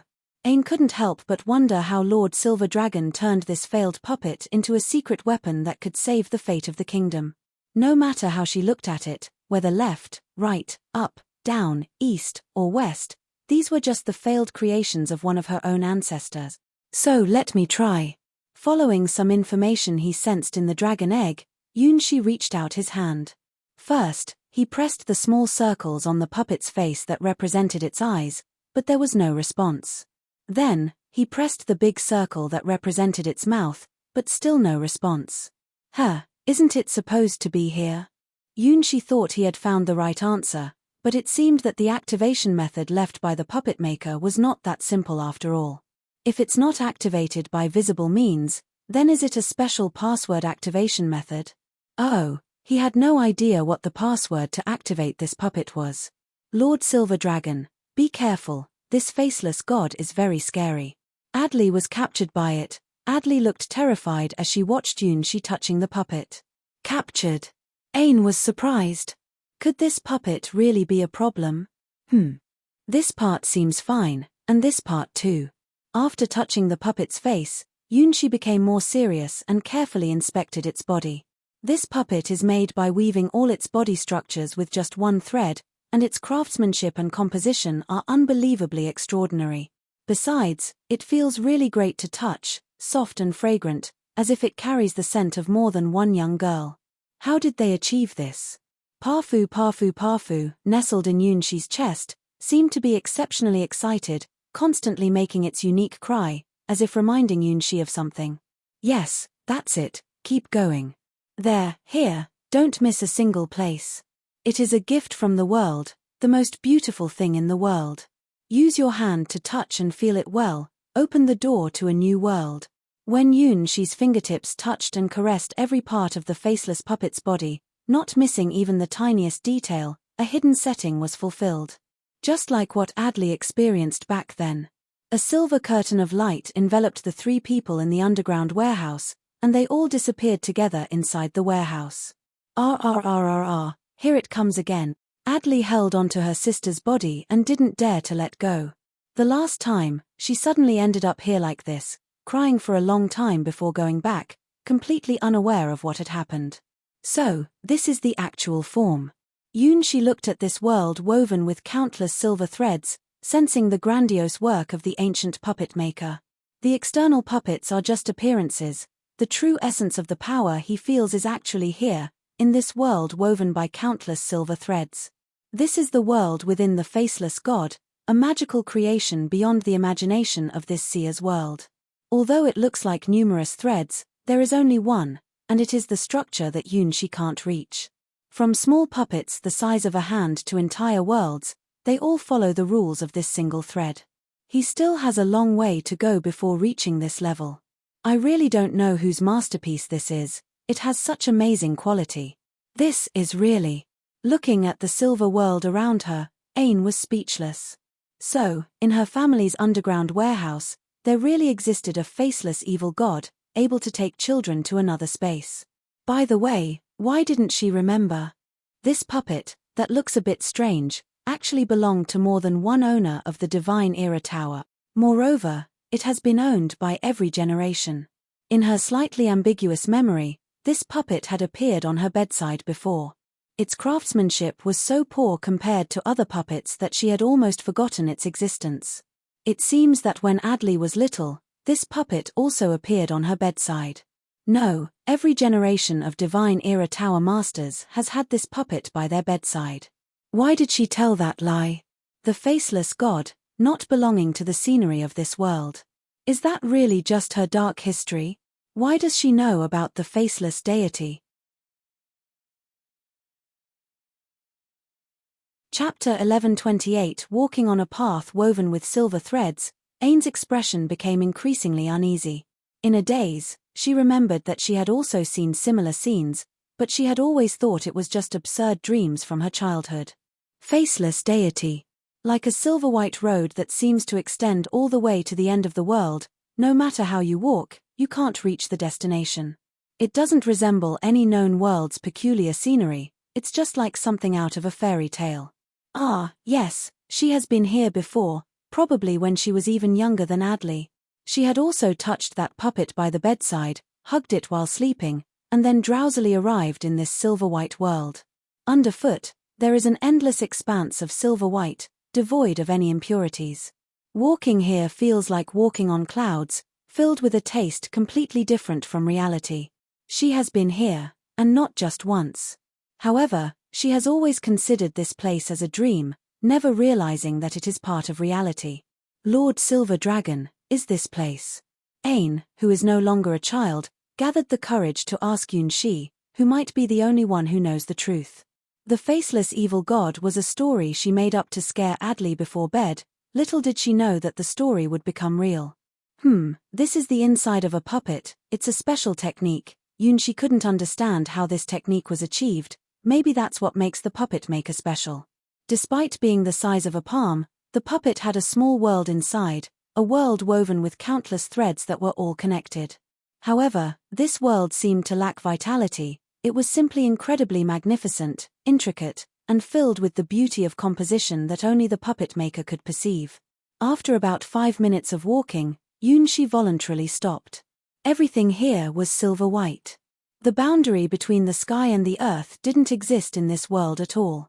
Walking in this infinite silver-white world felt like moving towards an endless unknown. Ain, in the beginning, saw this world as a dream. In the first few attempts, she tried to walk here, hoping to find an end or something, but soon realized that it was an impossible task to complete. Eventually, she simply fell asleep in this silver-white world. After all, no matter which way you go, it's just a waste of time. It's better to sleep well in this soft and white world. On the other hand, Adley, who had been scared by her sister's story about the faceless evil god, cried loudly in this world. Whether sleeping in or crying, they will all leave this world at some point, just like waking up from a dream. However, Ain, who always cuddles her puppet before sleep, thought it was just a dream. Adley, who went missing in the warehouse, genuinely believed in the strangeness of the faceless evil god. Only Yunxi understood what it was from the beginning. Perhaps because he was the only puppet maker here, only a true puppet maker could understand the hidden power in this puppet. This also includes finding a way to solve the infinite maze. You are one, but also many. You are the beginning, but also the end. Yunxi bent down and searched for a while, then found a transparent thread from the seemingly identical silver-white threads. This is the string of this world, the fabric that weaves the truths of everything in the world. Yunxi had only seen this kind of fabric in the Grand Library of the White Lotus Sword Palace. It is said to be woven by the goddess on the loom of destiny to create the rules of the world. It is also the highest level material in the Endless God's domain. With just one thread like this, a garment of the original god weapon level can be made. It is as light as silk and has a defense level equivalent to heavy armor made of mithril. It is said that the original use of this silk thread was to make underwear for female goddesses. Well, it's really just a legend. Now, Yunshi can be 100% sure that this is not a product of Sia's world. The creator god's sword and sky beast would not have such a thing. Even in the endless god's domain, after the twilight of the gods' war, this fate thread, used for weaving the fabric, has almost disappeared. The only remaining legend-ranked strong being who can still produce this fate thread is the Fate 3 goddesses whom Yunshi once encountered in the Starry Sky chess game in the Endless God's Domain. Uld, Violet, Cindy, known as the Fates of Norlan, were 3 goddesses of destiny. Their special weapon was the fate-weaving machine that could shape destinies. According to hearsay, most of the underwear worn by legendary female gods was handmade by the 3 of them. In terms of the preciousness of the materials used, this puppet had an extraordinary value that cannot be overstated. In the entire world of Sia, there probably couldn't be a puppet more valuable than this. Follow the line. After spotting the transparent thread mixed among millions of silver threads, Yunshi pulled it out from the path. It seemed to be the enigmatic clue left by the puppet maker who created this puppet, only to be discovered by those with extraordinary intuition and sensitivity. It had been here all along, like a marker, waiting to be found by someone. Ain didn't find it, nor did Adley, or any of the previous owners of this puppet, until Yunshi arrived here. With a clear landmark, the next steps became much simpler. The never-ending path is actually just the thread looping around. The seemingly unchanging ground is actually constantly changing.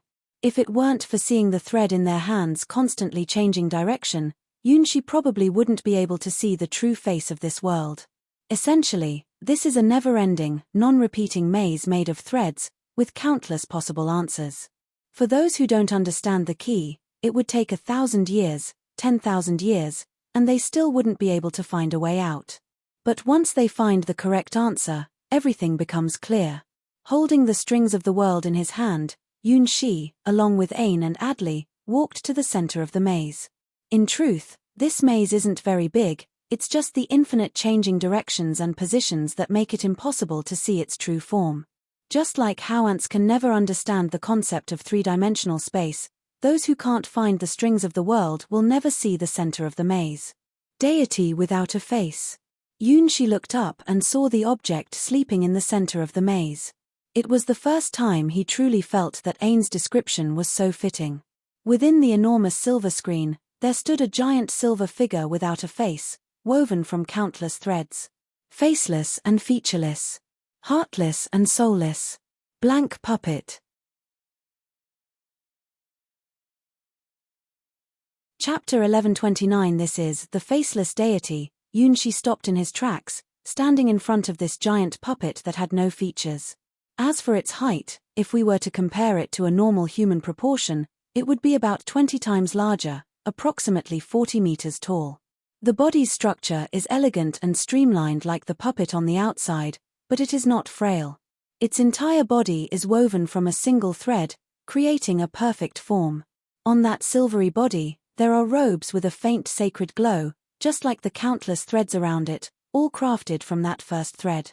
The hem of the robe and the part covering the chest extend with patterns resembling wings, as beautiful and pure as an angel. Just standing in front of this gigantic silver figure, you could feel the extraordinary sense of civilization that transcended time. It was not a creature formed naturally, but a vessel created for a specific purpose. It had no facial features because it had not formed its own concept yet, like a blank piece of paper. This was something prepared for the gods, and Yunshi could sense that the moment he laid eyes on it. No hero of this world, no matter how powerful, could possibly use this vessel. Made from threads woven by the 3 fate goddesses of the endless god's domain and crafted by the most skillful puppet maker, the final result was this faceless deity. A blank canvas, yet filled with infinite possibilities. That featureless face was waiting for someone to paint their own colors and contours upon it. That person needed to have a pure and flawless mind in order to be recognized and invited into the limitless white maze after touching the puppet marked as a symbol. At the same time, you need to have sharp observation skills and natural talent to find the only fate string that leads to the center of the maze among countless threads. Lastly, you need to have a spirit power beyond that of a hero-ranked individual to awaken the sleeping silver giant, granting it a true name and power. Ain and Adley completed the first step, which many tower warlocks of the ancient divine era have also taken, but they never had the chance to see the true face of the faceless god. Yunshi took the second step, leading Ain and Adley to the faceless god located in the center of the maze, but they couldn't proceed any further. Because the third step is a condition that even the present him cannot fulfill. The silver giant, who mysteriously exists within the puppet, is referred to by Ain as an entity of the faceless god, which is not meant for hero-ranked individuals at all. Even with Yunshi's spirit power surpassing that of a normal hero-ranked individual by several times, he couldn't even approach the vicinity of the silver giant. An invisible barrier, completely refusing any contact, serves as the final fortress for this silver giant. This barrier clearly tells anyone who has reached this point that even if you have exceptional talent and unparalleled wisdom, as long as you haven't stepped into the legend ranked, you are not qualified to receive recognition from the faceless god. This world, this maze, were both born for a distant future, a possibility. It doesn't intend to accept any unqualified candidates. This is probably something from your ancestors. Yunshi carefully observed the patterns and style of the silvery white feathered cloak, which didn't resemble the civilization of Sia's world. That transcendent sacred aura, that core protected by power beyond the limits of hero-ranked, all exceeded the standards of Sia's world. Just like the suddenly appearing tower, it clearly didn't belong to the civilization process of Sia's world. Upon careful reflection, this divine era tower itself is extraordinary. The power of resistance against the erosion of time alone cannot be explained by Divine Era's magic technology. If Divine Era had such technology, the group of red-robed magician corps would not have desperately fled into the underground cemetery. Did our ancestors have such powerful technology? Ain looked at the silver giant in the unmistakable style of the female garment with an expression of disbelief. Whoever sees this giant for the first time can feel the overwhelming power it possesses. He was 40 meters tall with a beautiful feather cloak. If the people of the Divine Era had such a weapon, it would definitely not go unnoticed. This is truly their family's secret weapon. Why does their queen not even know of its existence? Parfu, for some reason, the Parfu hidden inside Yunshi's dragon gem in his chest kept calling out, and eventually it jumped out of his chest completely. Ah, what a cute little creature. Adley discovered this magical little treasure and exclaimed with joy. And so, Parfu faced the treatment of being pinched and squeezed by the young girl. Parfu, what have you found? As a puppet maker who was not well known, Yunshi was completely amazed by the construction of this silver giant. It was a level of technology he could not even dare to imagine. Indeed, this must be a master among puppet makers. Parfu, who had just escaped from Adley's small hand, bravely rushed towards the invisible barrier, emitting a bright green light. Yunshi himself doesn't possess the mental strength of the legend ranked, but that doesn't mean he doesn't have it within him. Don't forget, Yunshi has 1/5 of his flesh and blood from his ex-girlfriend, a spirit-level curse from the creator god, and Mu Narable, the star-hunting dragon's flesh and blood. These flesh and blood even influenced Yunshi's ability to summon the star wings and release the seeds of life, but they are not a burden. By merging with this flesh and blood, the magical creature called Parfu, capable of living inside a dragon gem, displayed the power of Mu Narabel's flesh and blood. It threw itself at the invisible barrier without hesitation. For Parfu, who has a very simple overall structure, the barrier that even Yunshi himself couldn't overcome was tough, but definitely not indestructible. Slime is a type of creature with a very simple body structure. It is so weak that it doesn't fear the pressure from any powerful beings. Even the breath left by gods is the same. However, Yunshi himself, with only 1/5 of the flesh of star-hunting dragon Mu Narable, cannot do the same as Parfu because of his weak body. If he were to collide with it, he would likely be shaken to death by the automatic counterattack from the invisible barrier. Again and again, with each collision, Parfu achieves visible results, gradually breaking through the barrier that protects the faceless god. Gudong. Sound effect. After hundreds of collisions, Parfu's round body suddenly crosses a certain boundary and rolls uncontrollably under the silver giant's feet. Chapter 11:30 Restraint. Yunshi doesn't believe that Parfu really has the power to break through this invisible barrier. From his perspective, this invisible barrier is definitely of the highest level. Even if Ain really knows that ultimate nuclear explosion forbidden spell, she probably can't break this barrier. But after being contaminated by the blood and flesh of the star-hunting dragon, Mu Narable, and hatching from the dragon egg together with Yunshi, Parfu seems to naturally counteract this barrier. Like counteracting one thing with another, this barrier probably never expected that there are such magical creatures like Parfu in this world. Despite being very small and weak, it can accomplish incredible tasks. Parfu, who successfully broke the barrier, tried his best to climb the gigantic body of the faceless god with its round and chubby body. It's hard to believe that this creature can break a barrier of the highest level. After approximately 15 minutes, Parfu finally found the entrance to the faceless god. It happened to be located on its chest. Click. Parfu disappeared into the chest of the faceless god. After about another minute, the body of the faceless god began to tremble slightly, causing the threads that make up the entire world to tremble along with it. Buzz. Ain and Adley looked surprised as the faceless god stood up and skillfully assumed a defensive position, holding his head. This is someone he knows, Parfu. Yunshi looked at the faceless god, who appeared confused and motionless, even though he had gained the power of the star-hunting dragon, Mu Narable. Parfu was still just a little guy who didn't know how to do anything. As for slimes, this is still a young slime, but Yunshi didn't know what kind of slime Parfu was. It was really fate for Parfu to escape together with him from the pursuit of his 4 ex-girlfriends from before the creation of the world. With Parfu's invasion, the barrier of the faceless god disappeared. Although Parfu was still far from meeting the requirements of the faceless god, the fleshly aura emanating from Parfu was too powerful to resist.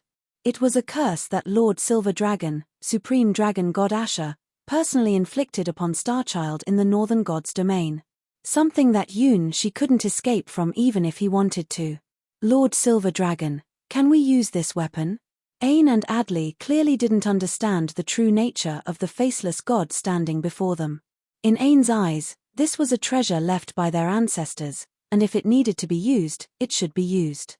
In Adley's eyes, this is a very scary faceless god, but Lord Silver Dragon will definitely have a solution. Yunshi, the only one who knows the truth, couldn't explain this phenomenon either. It was his first time realizing how useful Parfu can be. Parfu, as Yunshi approached, Parfu jumped out from the chest of the faceless god, eagerly summoning Yunshi. Wait for me, I'll give it a try, Yunshi said, unsure if he could really control this silver giant called the faceless god. No matter how you look at it, this doesn't seem like an armor intended for males. The gorgeous feathers and lines, as well as the outline of the chest, clearly lean towards a feminine style. Perhaps, there are some secrets about the origin of this world involved in all of this. With these doubts in mind, Yunshi walked towards the entrance Parfu had opened and stepped inside. Yunshi was instantly enveloped by a liquid as he passed through a transparent curtain of light. Why is there so much water here? Instinctively, Yunshi covered his mouth, trying to resist the unexpected liquid. Unfortunately, it was too late. The silver liquid quickly engulfed Yunshi's entire body, and a massive flow of information began to wash over his consciousness. It was about the procedures for manipulating this faceless god, a skill that only creatures who have reached the rank of legend can master.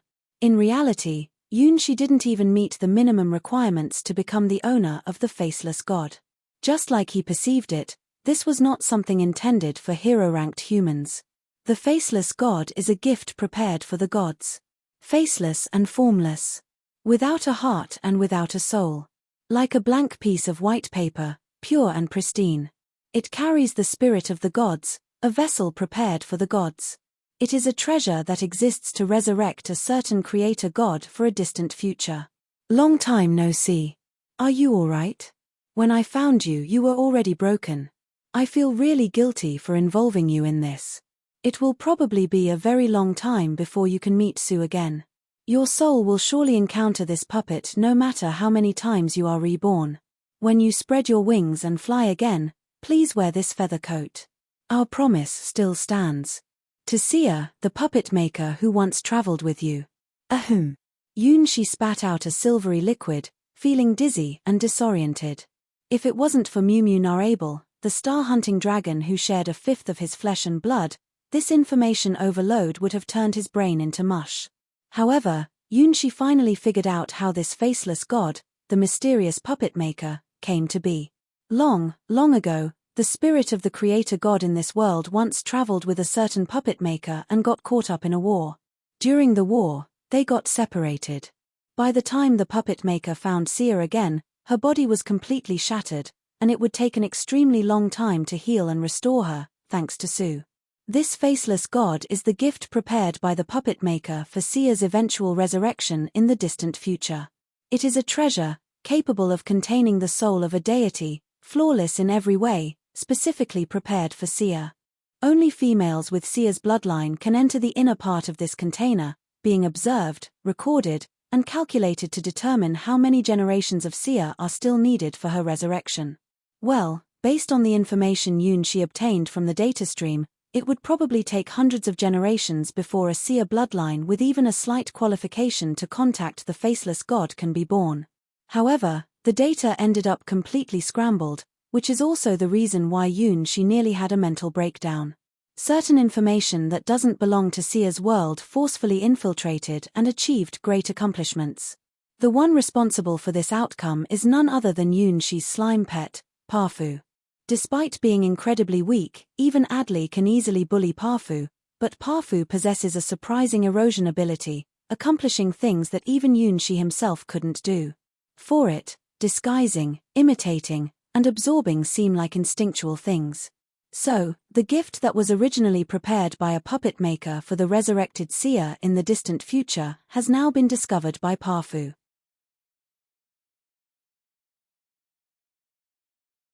Chapter 1131. The power from star-hunting dragon Mew Mew Narable in Parfu's body was like the arch-nemesis of this puppet maker. Not only could it easily break through the barriers of the legend ranked, but it also invaded the internal system of the faceless god like a raging storm. However, there were obvious side effects. Because of Parfu's intrusion, the internal system of the faceless god started to have numerous logical errors, eventually leading to a complete system breakdown. The information flow that Yunshi received was weakened to a level he could handle. Otherwise, if he were washed by information from the legend ranked, his head might explode. Parfu, on the other hand, didn't have to worry about this problem since it didn't possess many thinking circuits. Slimes are a species that is so foolish they won't even dodge when being stepped on by a dragon, except for Shea Longness the Sky Sword.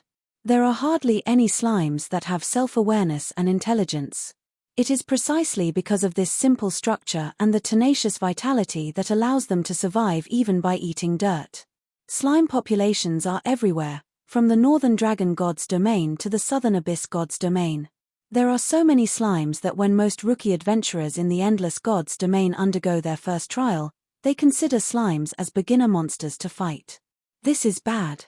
After learning about what Parfu had done, Yunshi had a troubled expression on his face. Parfu's intrusion did give Yunshi the qualification to use the secret weapon known as the Faceless God, but it also completely broke down the previously functioning internal system of the Faceless God. The current Faceless God is like an ignorant young girl whose mind has been shattered by countless slimes, leaving her consciousness completely blank. The perfect neural structure that was originally built inside the Faceless God completely collapsed when the system that Yunshi never used before crashed, and it could never be restored to its original state. This also means that Yunshi must start from scratch to create a set of instructions for operating the Faceless God and weave a brand new efficient system. This difficulty is not any less challenging than breaking through the legend-ranked barrier in Parfu or infiltrating the inside of the Faceless God. It is safe to say that it is an impossible task to complete. Yunshi, sweating profusely, looked at the Faceless God core where all the silver liquid had disappeared, realizing that both he and Parfu may have gotten themselves into a huge mess. The initial control method inside Yunshi's body was the silver liquid, which had an complexity level that Yunshi could not even imagine, serving as the carrier for the original workings of the Faceless God. The puppet maker who created this puppet is an absolute master among masters, and the system he designed was specifically prepared for this puppet's future owner, Sia. Once fused with the silver liquid and combined with the mental power of the legend-ranked, the faceless god could instantly unleash terrifying power, even capable of tearing through the sky of this world. The problem now is that this system completely crashed due to Parfu's forced infiltration. The whole system is now ruined. What is left for Yoon? She is a completely blank puppet with all skills and accompanying abilities reset to 0. According to what Yoon knows about the science of God's domain, this machine is already equipped with control programs and a neural connection system. It's just waiting for a pilot to press the start button and become a perfect weapon that can soar across the sky. Now, everything has been reset, and even the simplest systems no longer exist on this blank machine body.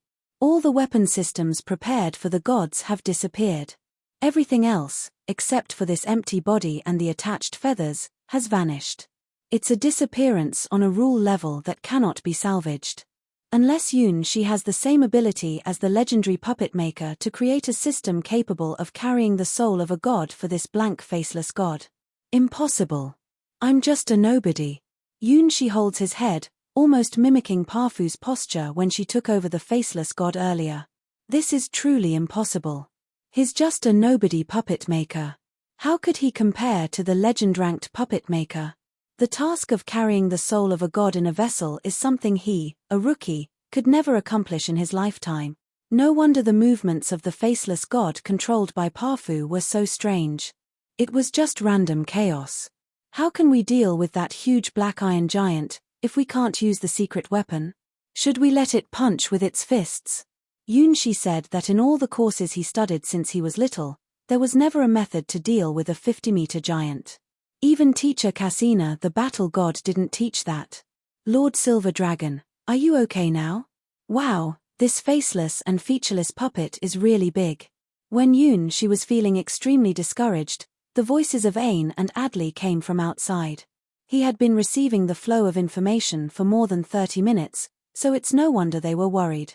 I'm fine, said Yoon as he let go of the hand that was holding his head. At this point, there's no other way, even if we have to go forward with a brave face.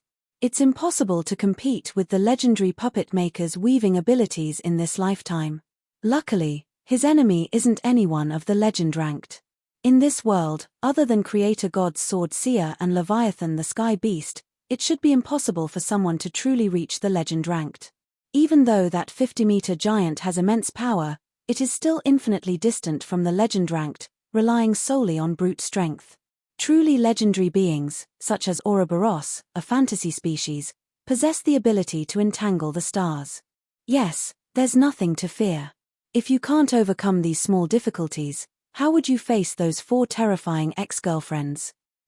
As long as Yoon thinks about the opponents he'll have to face in the future and the curses currently afflicting him, he quickly realizes that this 50-meter black iron giant is nothing at all. The enemies he has provoked are already at a level as high as the heavens. Any of his ex-girlfriends could easily crush a whole group with just a finger. Why do I have such terrifying ex-girlfriends?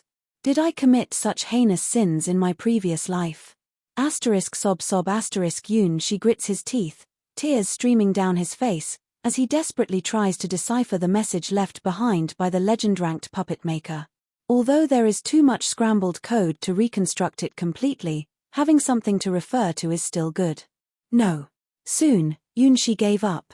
The system that could carry the souls of legendary gods was too advanced for him to understand.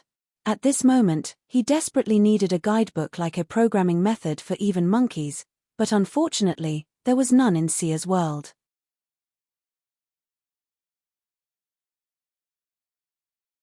Chapter 1132. There was no choice but to tough it out, even if it meant moving forward with great difficulty.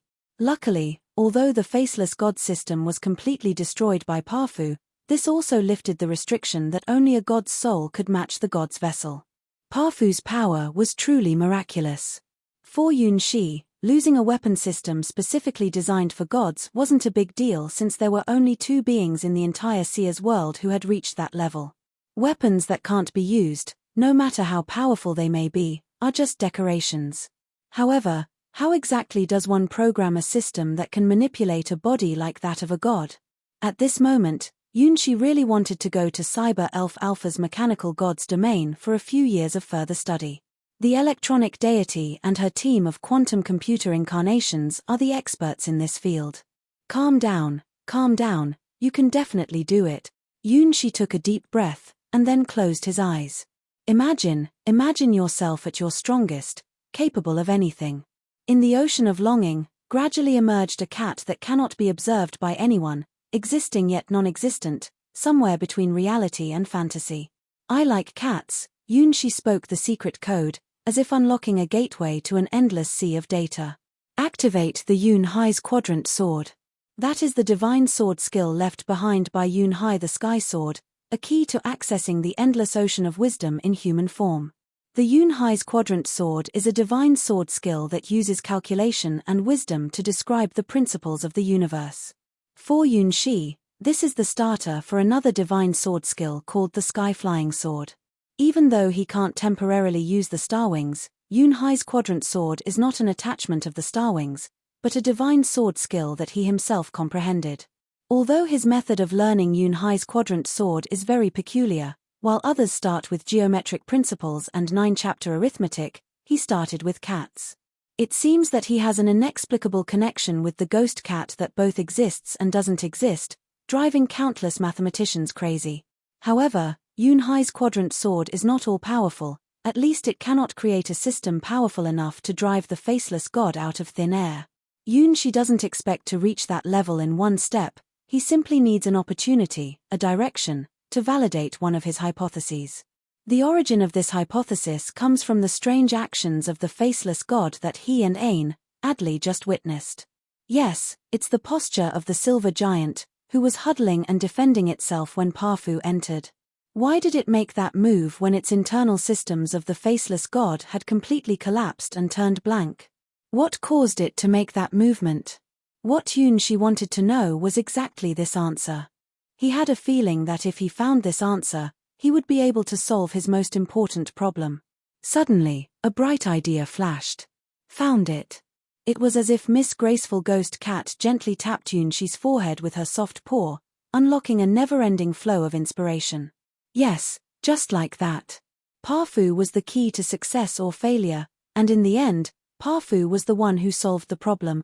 Parfu, be obedient, okay. Yunshi grabbed Parfu, who was fluffy and bounced like a QQ ball, and firmly pressed it into the hollow center of the silver giant's core. Since Parfu's invasion caused the internal system of the faceless god to completely collapse, it meant that it also had an influence on the abilities of the faceless god. The action of crouching with a head in arms just now was performed by Parfu. In other words, Parfu partially replaced the original system of the faceless god and synchronized with this giant silver figure. So, through Parfu's words, we might be able to create a system that can control the faceless god. This is almost the only lifeline Yunshi has left. Parfu split. As Parfu's owner, this was the first time Yunshi gave a forced command to his little pet. Parfu. Parfu didn't resist at all and effortlessly split into numerous small clones, resembling grains of fruit, bouncing around inside the faceless god.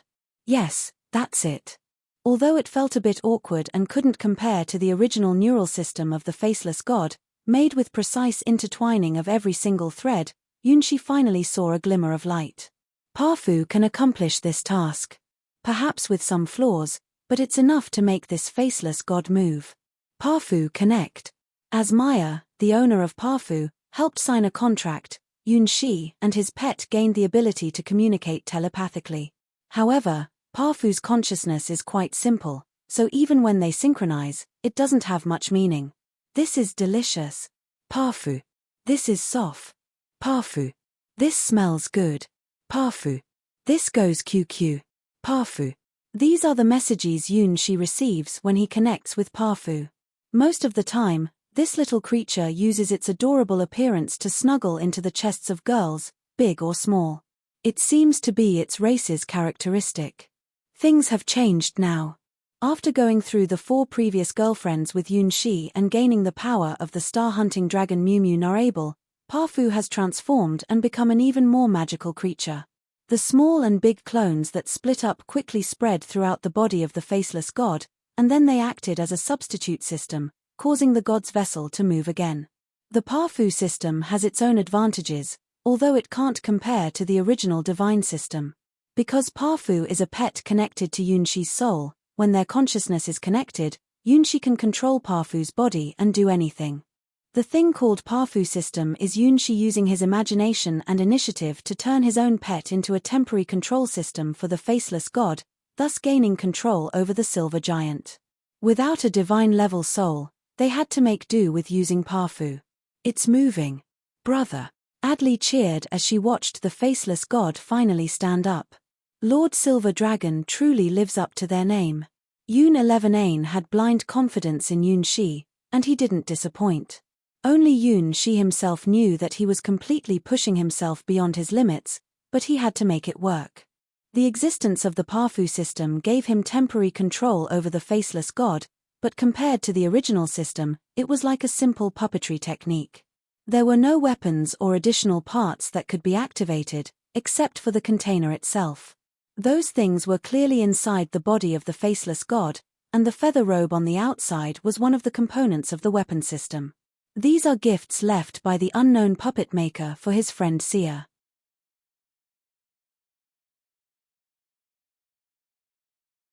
Chapter 1133 Check, Start. With the presence of the Parfu system, even though Yunshi had never used a warfare weapon like the faceless god before, he began to learn how to use the giant silver body. First, the center of gravity. After swaying and struggling to stand up for about 10 minutes, Yunshi finally managed to grasp the basics of not falling on flat ground. Among them, he fell down about 15 times in a row, making Yunshi wonder if he had paralysis.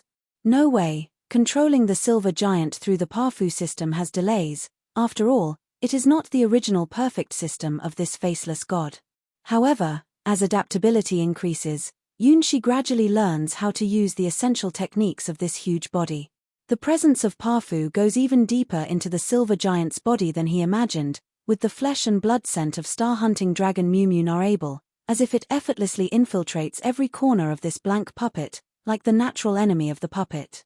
Because of this, Yunshi has a remarkable admiration for the legendary puppet maker who created this puppet for his friend, as he understands the construction of this faceless god and the complexity of the puppet maker's methods. This is also a perfect body that has achieved the unity of strength and flexibility, possessing both indestructible rigidness and the softness of a soft body. The puppet maker who created the faceless god puppet obviously has an extraordinary understanding of this type of body, constructing it with a world string in a way that is currently beyond Yunshi's comprehension. If it weren't for the magical presence of Parfu, it would be impossible for him to create a system that can control this silver giant. Parfu alongside Yunshi, they happily controlled the silver giant Parfu, raising its middle finger playfully. "Don't be silly, Parfu. I'll get distracted," Yunshi said with a mix of laughter and tears as he watched Parfu enjoying themselves. After connecting with Parfu spiritually, the biggest issue was Parfu's uncontrollable instinct to keep moving without stopping. Starting with a motion of covering their head, then shaking their finger, these amateur actions might be considered exercise, but in a real battle, it would be a disaster. Parfu, feeling somewhat upset from being scolded by Yunshi, once again assumed the position of covering their head, as if they had experienced an immense blow. "This is really challenging to let go of," Yunshi shook his head, focusing even more on controlling the silver giant. Even with the presence of the Parfu system, mastering this silver giant was still not a simple task. The simplest delay issue is a big problem when it spreads to the huge body of the silver giant. In battles at the hero-ranked level, even a delay of just 1/100th of a second can determine the outcome of the battle, and even a momentary delay can lead to irreparable results. There is no perfect solution to this problem, so the only way to deal with it is to practice getting used to this delay and give instructions in advance. In other words, before the battle, you have to input instructions to the Parfu system in advance, and only then can the silver giant move. This requires a high level of calculation, but fortunately, Yunshi has the foundation of Yunhai's quadrant sword. After practicing for over 3 hours, he can finally enter the battle state with some effort. If possible, Yunshi would like to practice for more time. Even if he can't fully unleash his power, he needs to at least reach a passing grade of about 60%. Unfortunately, reality doesn't have that much leeway. Because dawn has arrived, and the Seer Kingdom must go to battle to intercept the oncoming Black Iron Giant. This battle will determine the fate of many people and even change the entire continent's situation. Representatives from various major factions gathered at the entrance of Seer Royal City early in the morning, all looking at the enormous creature that had appeared outside the city with shocked expressions. The faceless silver giant made its first appearance on the continent's stage. Originally, it shouldn't have awakened in this era when Su awakened. Its active stage should have been in the future, thousands of years later. But now, after 100 generations of Seer Kingdom's bloodline, when the bloodline of the legendary god awakens in this bloodline. However, in order to resist the unexpected Black Iron Giant, Yunshi, who is now inside the core of the Silver Giant, can only face it head-on. The trial of the stars seemed like an impossible task, but there would always be a glimmer of hope. Among the elements that Yunshi could find, the faceless god left behind by the legendary puppet maker is probably the only trump card that can resist the Black Iron Giant in Seer Kingdom. Since he borrowed the identity of the prince of this country, he must take up the responsibility properly. The radiant silver giant, with a body even taller than the walls of the capital, would leave anyone who saw this enormous creature for the first time feeling deeply shocked. It was a miraculous creation that went beyond human imagination. Whether it was the beautiful feathers or the sleek body, it didn't seem like something from this era. Could this be what is hidden in the Divine Era Tower? The Seer royal family. They actually have such ancient weaponry. What kind of power source does that body need to move? This is not scientifically possible. Scholars from the Leviathan Empire gazed at the silver giant with excitement, wishing to study every inch of its body. As expected. I knew the kingdom had an ace up its sleeve. No wonder the queen is so composed. We also have a giant now. Charge. Our giant. Defeat that black monster. The people of the kingdom cheered and got excited, believing that Nuclear Blast Queen would protect them. Giants are monsters if they are enemies, but they are great if they are weapons on our side. Many young people's hearts beat faster when they saw this silver giant, imagining themselves being able to control such a legendary weapon. The Holy Silver Dragon Knight Order also emerged from the Divine Era Tower for the first time in this world, organized as a knight group. They will serve as Yunshi's support team and participate in the giant battle that is destined to be recorded in the history of the continent. Ready, Parfu? In the silver core, Yunshi extended his hands, and there were circular jello-like devices with green gemstones on the back of his hands, chest, and waist, which were Parfu's avatars. Thousands of these avatars are distributed inside the silver giant, breathing and pulsating together. This is Yunshi's exclusive Parfu system, designed specifically for the faceless god. Parfu. Today's Parfu is also full of energy.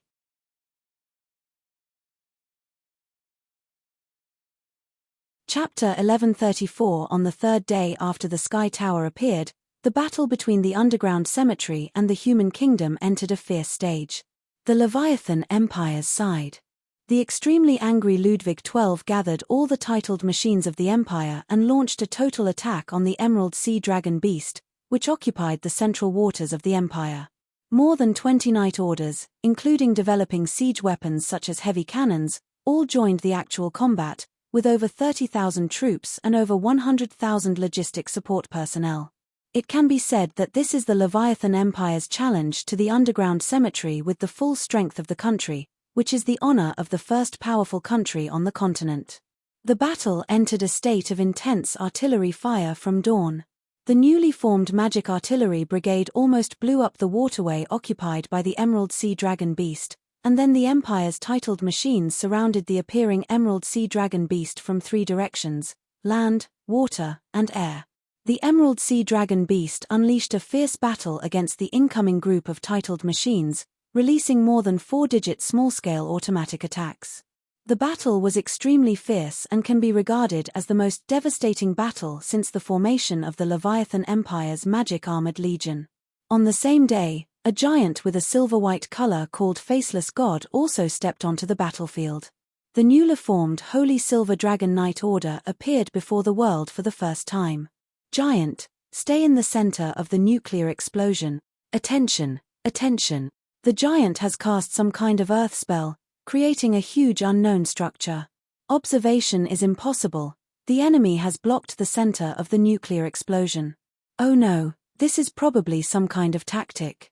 The giant is performing some unknown action in the center of the nuclear explosion. From the moment She piloted the silver giant and set off, a series of bad news started coming in. Why would that giant be interested in that place? She remembered when he crashed, he even broke through the Earth's crust. Being mistaken for the central location of the nuclear explosion area, it is currently in a very unstable state, capable of forming a new volcano. Why did that black iron giant choose to stay in this area? Could it be that there is really some special strategy? No matter what, we'll know soon enough. She closed his eyes and started to pick up the pace. Boom, boom, boom. The ground trembled as Shi, who had become accustomed to the Parfu system, began to run. He was faster and lighter than any creature on the ground. The flawless body of the faceless god, the highest-level war weapon in this world, even if all weapon systems disappeared. With such a war weapon, Shi was confident in defeating the giant made of black iron. In this battle, the newly formed Holy Silver Dragon Knight Order couldn't intervene yet. This was a war between ancient weapons, a battlefield for giants. Even Shi, with the human body shape, was at a huge disadvantage when facing opponents like the black iron giant. There is a very obvious difference in size and race below the legend ranked, and the difference in racial value is fully reflected at this level. Just like how humans can easily crush ants, unless they have the advantage of a god weapon, humans can never defeat a dragon of the same rank. Let me solve this problem. Running through the forest, past the abandoned village where no one sought shelter, shortly after the sun had risen above the horizon, Shi saw the place where he had once fallen. A huge circular basin, with rocks and gravel melted by intense heat, and a massive black object that appeared incredibly abrupt in the center of the basin. It looked like a square black stone, completely blocking any possibility of observation and having an effect of external magical insulation, making it a fortress even stronger than the capital's barrier. Even Shi could not penetrate the shell of the black object, unable to see what was inside this gigantic black entity. The only certainty was that the black iron giant was inside, at the center of where the star had fallen. It looks like we can only break through forcefully. Shi took a deep breath, feeling a sense of unease, as if the black iron giant's presence was at its peak. If the opponent's fighting power gets stronger, how can we continue this battle? Parfu, for some reason, Parfu also entered an extremely excited state, which in turn increased the activity of the faceless god's body. Prepare. Parfu, activate battle mode. Faced with an unknown opponent who was bigger than himself, Shi went all out from the very beginning, no matter how cautious. TSK. A large amount of steam was emitted from the silver giant's body, as Parfu cooperatively raised its body temperature, giving the once icy cold body of the faceless god more vitality.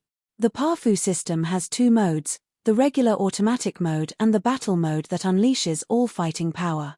In the automatic mode, Shi can run and move, with the consumption balanced on a stable line, theoretically allowing continuous movement for a long time.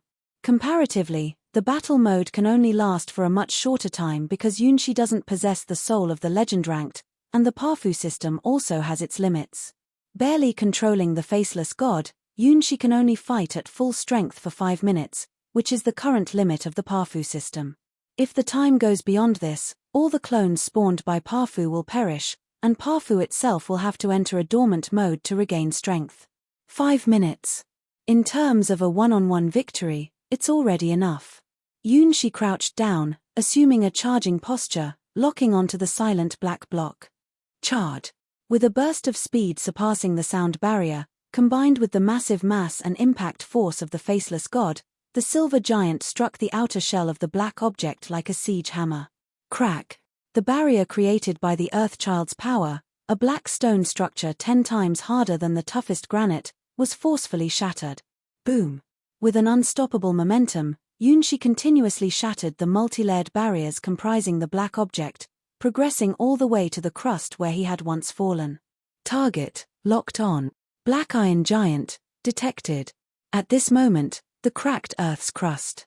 The dark red magma gathered into lakes, and the scorching magma bubbles burst from time to time.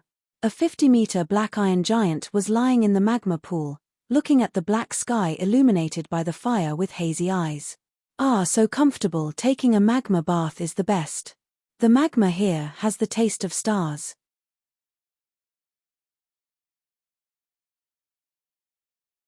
Chapter 11:35 Princess passed comfortably stretched her body, her snow-white feet stepping on the terrifying high-temperature magma bubbles, making crisp popping sounds. The huge black iron giant also made the same movements, perfectly synchronized with Princess past. The princess's original human body had long turned to ashes in the past catastrophe, and now exists as the sole center of the black iron giant. Not only her, but the human bodies of other guardians have long returned to dust, except for the unfinished sixth-layer guardian witch and the corpses. As the guardians of the underground cemetery, they are all deceased. However, this doesn't prevent them from having different hobbies. The black iron giant, who possesses the earth element, is naturally close to the earth's veins. Its body is able to swim completely in lava, or rather, only by soaking in magma can the giant's cold corpse still retain some warmth. Similarly, as the core of the black iron giant, the past princess can only feel her own existence when she takes a bath with the giant in the magma. That scorching temperature is really fantastic. Other guardians also have their own similar things they like. The war dancer who rides the emerald sea dragon beast enjoys diving in the ocean, plunging all the way to the deepest part of the sea where even light cannot reach, getting close to the eternal coldness of the deep abyss. The owner of the opera house Phantom, Enchanting songstress, still loves singing, and she always loves to sing for others no matter when. The rider of the Rift Space Dragon, the Knight of Kingdom's shield, dislikes staying on the ground. Her favorite is to soar and dance in the high skies. Twins' unknown hobbies. Witch never awakened.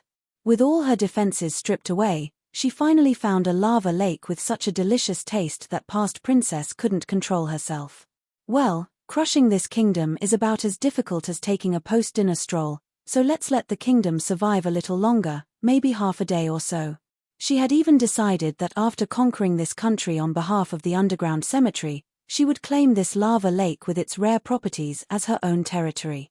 The churning magma here had an intoxicating aroma, better quality than any lava pool past princess had ever soaked in before. It was simply amazing.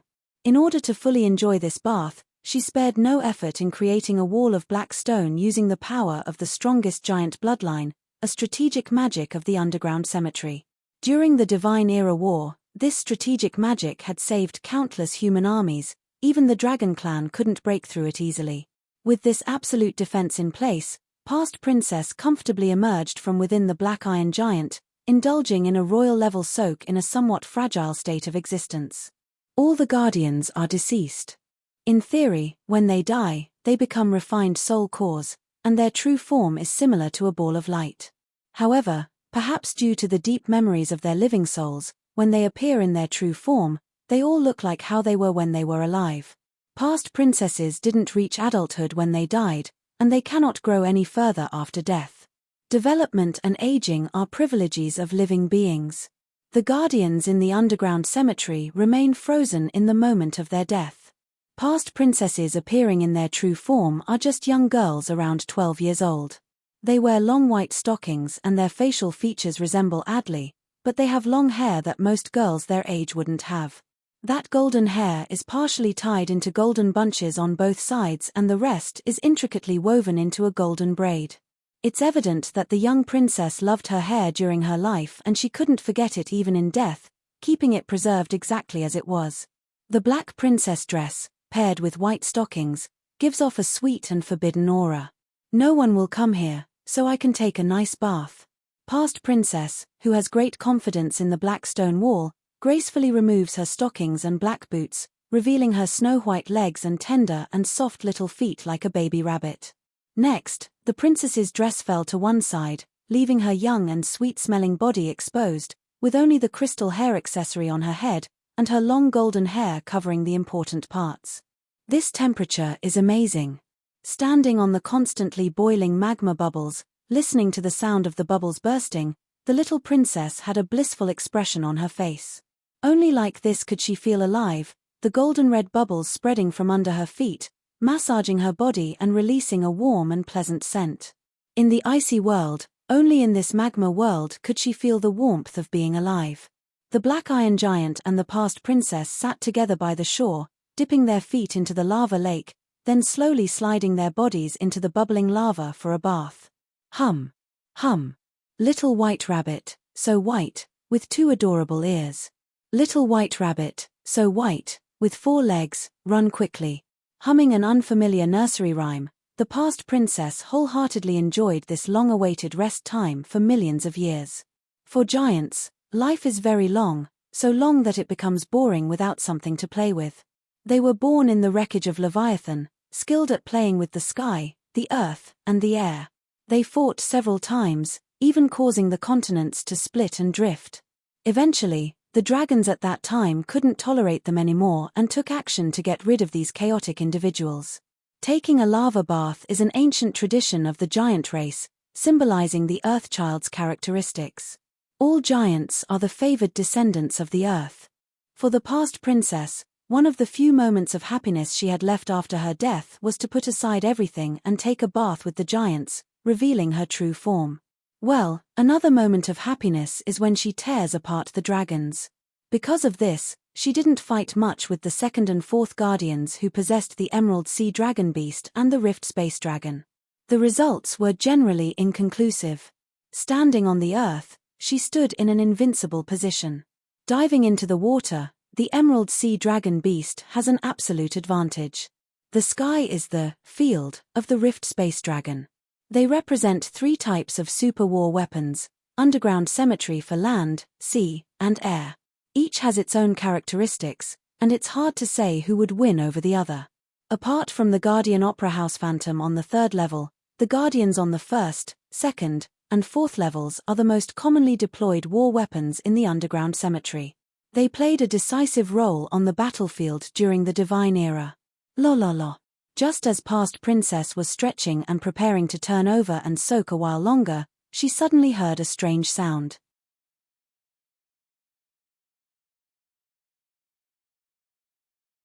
Chapter 1136 Crack. Crack. It was a sound of something fragile like glass being destroyed by a tremendous force. It was a very unfamiliar sound for past princess. Boom. Boom. These were familiar footsteps that past princess often heard from her black iron giant, unstoppable and terrifyingly loud. Before past princess could react, a massive silver figure had already shattered the final defense of the black stone wall, forcefully intruding the edge of the lava lake. So naturally, past princess, in her vulnerable and defenseless state, was completely exposed to someone. Her.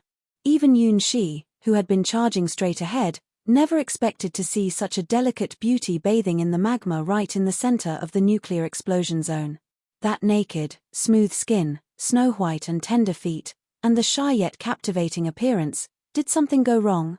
Yun Shi blinked and instinctively glanced at the immensely huge presence beside him, as well as the golden-red bubble-filled lava lake. Molten magma that can melt gold and iron, and a naked young girl? For the kingdom, this was a lethal threat, a strange scenery that felt completely out of place. She was bathing in the lava without clothes and seemed to be enjoying it immensely. This couldn't possibly be a human. No, something's not right, the aura from her. Yun Shi didn't sense any sign of human life from this practically naked girl. Similarly, the huge black iron giant didn't feel alive, just like a giant and cold corpse. Why? You? After being frozen for more than 10 seconds, past princess realized what had happened and started trembling all over. I can't get married anymore because I've been exposed. What a disrespectful person. Even dad hasn't seen it. Past princess, feeling extremely wronged, held onto her chest. Her golden hair, driven by magic, fiercely protected her body. But no matter how she covered up, large patches of pale skin were still visible. It's more accurate to say that this incomplete coverage makes people want it even more. Wait, you are. Yun Shi's mind was a mess.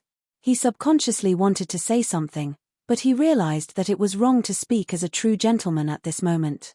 Parfu at that moment, Parfu was very excited. Steam gushed out from the silver giant's body, indicating that the temperature of the faceless god had risen again. Unlike the black iron giant over there, the faceless god was a real divine vessel, not a lifeless corpse. The higher the temperature released by the Parfu system, the closer the faceless god came to its original form, a perfect puppet with divinity. I'm going to kill you. Big tears rolled down past Princess's eyes as she ran to the shore, putting on her princess dress and long stockings. Boom! In response to past Princess's anger and unwillingness, the black iron giant submerged in lava also moved. Countless scorching magma fell from its heavy black iron armor, releasing immense pressure. Is it coming back to life? She could clearly sense that something inside that black iron giant was rapidly transforming, responding to the girl's shouts. Boundless determination, along with a rage that seemed capable of burning everything, awakened the dormant behemoth like opening its eyes. Die! Past Princess turned into white light and plunged into the chest of the black iron giant, completing the fusion with the most powerful weapon from the underground cemetery, in the astonished eyes of Yunxi. Wait, was that actually a part of the giant? Yunxi, who had discovered a secret, was too busy to pay attention because a huge 50-meter black iron giant was charging towards him. Despite the continuously bubbling lava lake beneath his feet, the black iron giant, being an Earthchild, had natural all-terrain combat abilities. Whether it was a lake, a swamp, or a lava lake, nothing could stop the black iron giant's advance. Come on. This battle has to be fought. Yunxi, who had come prepared, was operating the faceless god. His wrist and the Parfu system on his chest were emitting green light. The combination of the 3 rings allowed Yunxi to enter full combat mode. At this moment, Yunxi was completely synchronized with the faceless god. The princess passed her control over the black iron giant and raised her fists high. The immense power of the earth gathered in her fists, releasing temperatures exceeding thousands of degrees. Once ignited, this last giant's body could unleash enough force to penetrate the earth's crust. Even the dragon at the top of the pyramid in this world cannot be compared to the black iron giant in terms of pure strength. It has the strongest fists in this world. In addition, the environment here leans towards the Earthchild. You can say that the black iron giant right now is like an active volcano, easily absorbing enough power from the earth to destroy everything. The Fist of Lava is one of the secret techniques of the red steel genre. It is said to be the highest-level martial arts that imitates the bloodline of the true giants from the Endless God's domain. Princess doesn't need to learn it. Giants are born with this martial art, and in the lava lake terrain, their attack power automatically increases by 50%. Fist of Steel. This is the first time Yunxi has encountered an opponent who can naturally use this supreme martial art. Indeed, the ultimate goal pursued by the red steel genre is to cultivate a body like a giant, indestructible like an unshakable fortress. It is an unbeatable physique. This ultimate realm is a natural talent for some giants awakened by their Sioux ancestry, something that others can only envy but not obtain. The black iron giant in front of them is just like Yunxi, the perfect example of having a strong and robust body. When facing off against a strong body, there are only 2 choices. Yunxi was in a perfect position. He had 2 options to choose from. First, it was a direct clash. Take a step, charge forward, and then throw a punch. Hard fist, rushing forward with a bow stance and throwing a punch. With a speed surpassing the sound barrier, faster than the black iron giant, Yunxi's silver fist struck directly at the vital point on the chest of the black iron giant. The magma fist that was about to smash down suddenly transformed halfway, but it had no effect on Yunxi, who had already grabbed him in his arms.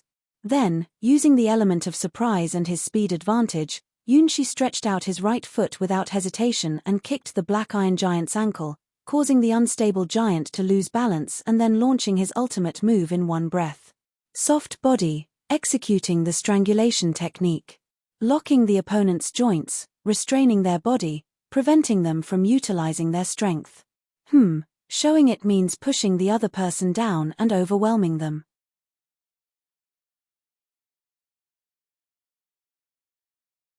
Chapter 1137. In this world, there has probably never been a soft body strangling technique used for superweapons.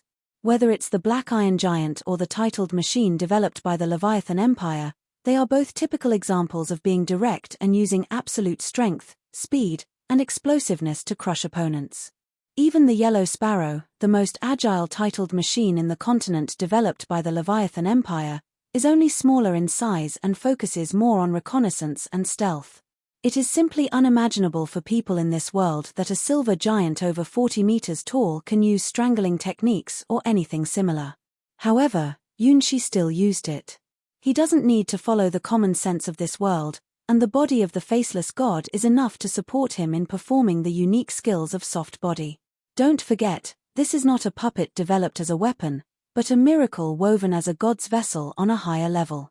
Compared to the Black Iron Giant of Earthchild in this world, the container prepared by the creator god Seer for the distant future of Su undoubtedly has a higher level.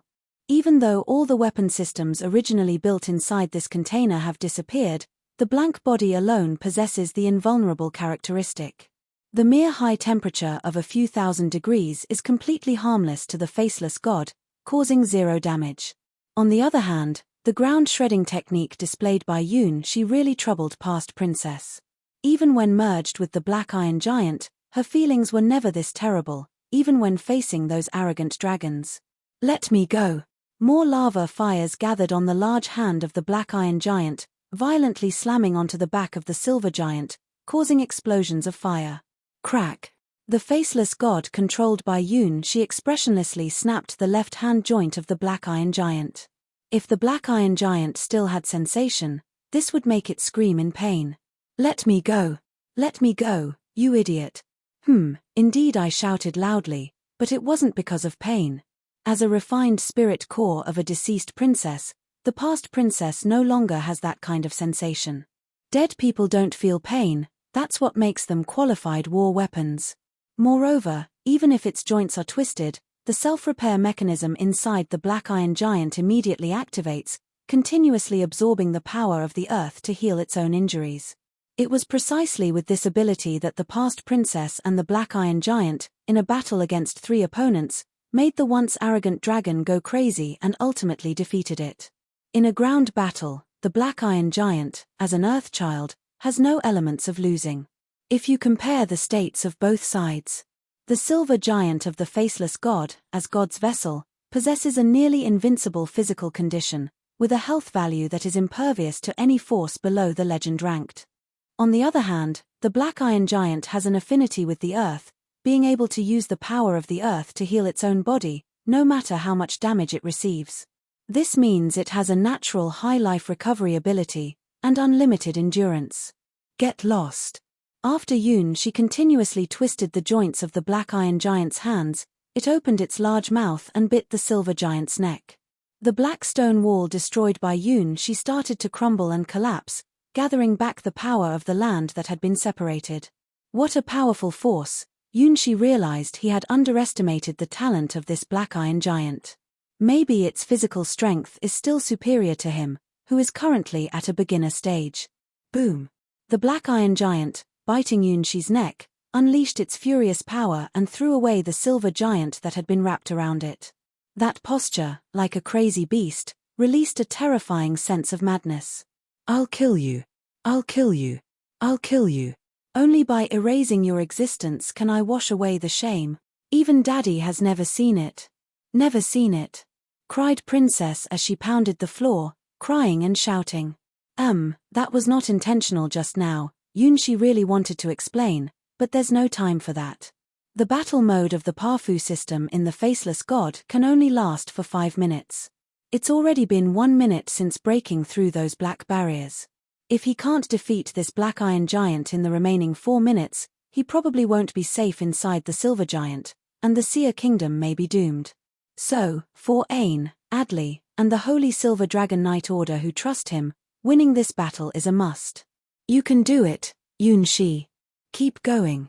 The body of this silver giant is a gift prepared by the legendary puppet maker, who is much more skillful than you, for his dear friend, maybe even lover. Even though it was fiercely bitten by the giant, it didn't suffer any harm, which is the best proof. Strong body. Raised his fists again, then collided them against his chest. Yunshi is also getting used to this incredibly powerful body. The black iron giant with pure giant blood is probably in the middle stage, while the faceless god is probably in the ultimate stage. And not only the body, but the soft body may also be the final stage. The puppet maker prepared a perfect divine vessel, an empty faceless god, for his friend, maybe lover. What he lacks is only the method of unleashing the power of this faceless god. In the brief confrontation just now, he already has an idea of how to unleash this power. The god's vessel naturally uses the power of the gods. He has indeed encountered the same power before. The legend ranked is unreachable for any hero ranked field, but for Yunshi, who is a star child, he has already experienced it. Yes, those who can control the god's vessel will surely know how to use the power of the gods, just like instinct. Let's recall the feeling during the closest encounter with the power of the gods in the Trial of the Stars, which is the legend ranked field. Let the barriers between heaven and earth, humans and gods disappear. With the body of a human, surpass that boundary and go beyond all limits. Even if the opponent is the gods of the slimes, Shea Longness the Sky Sword, who possesses the eternal immortal girl form, can still push them to the point of psychological collapse. This was also Yunshi's first time experiencing the power of the legend ranked with his own body, surpassing the world's rules and entering a world that can only be entered by powerful beings at the pinnacle of the endless god's domain. I understand now, Teacher Cassina the Battle God. You're tuning in to the Dreamy Chapters YouTube channel. We're so grateful for your support, and don't forget to subscribe to join us on this incredible journey through captivating stories. Your generosity through donations truly makes a world of difference, as it's the primary source of revenue that allows me to expand and enhance this channel for you. Thank you from the bottom of my heart for being a part of this adventure.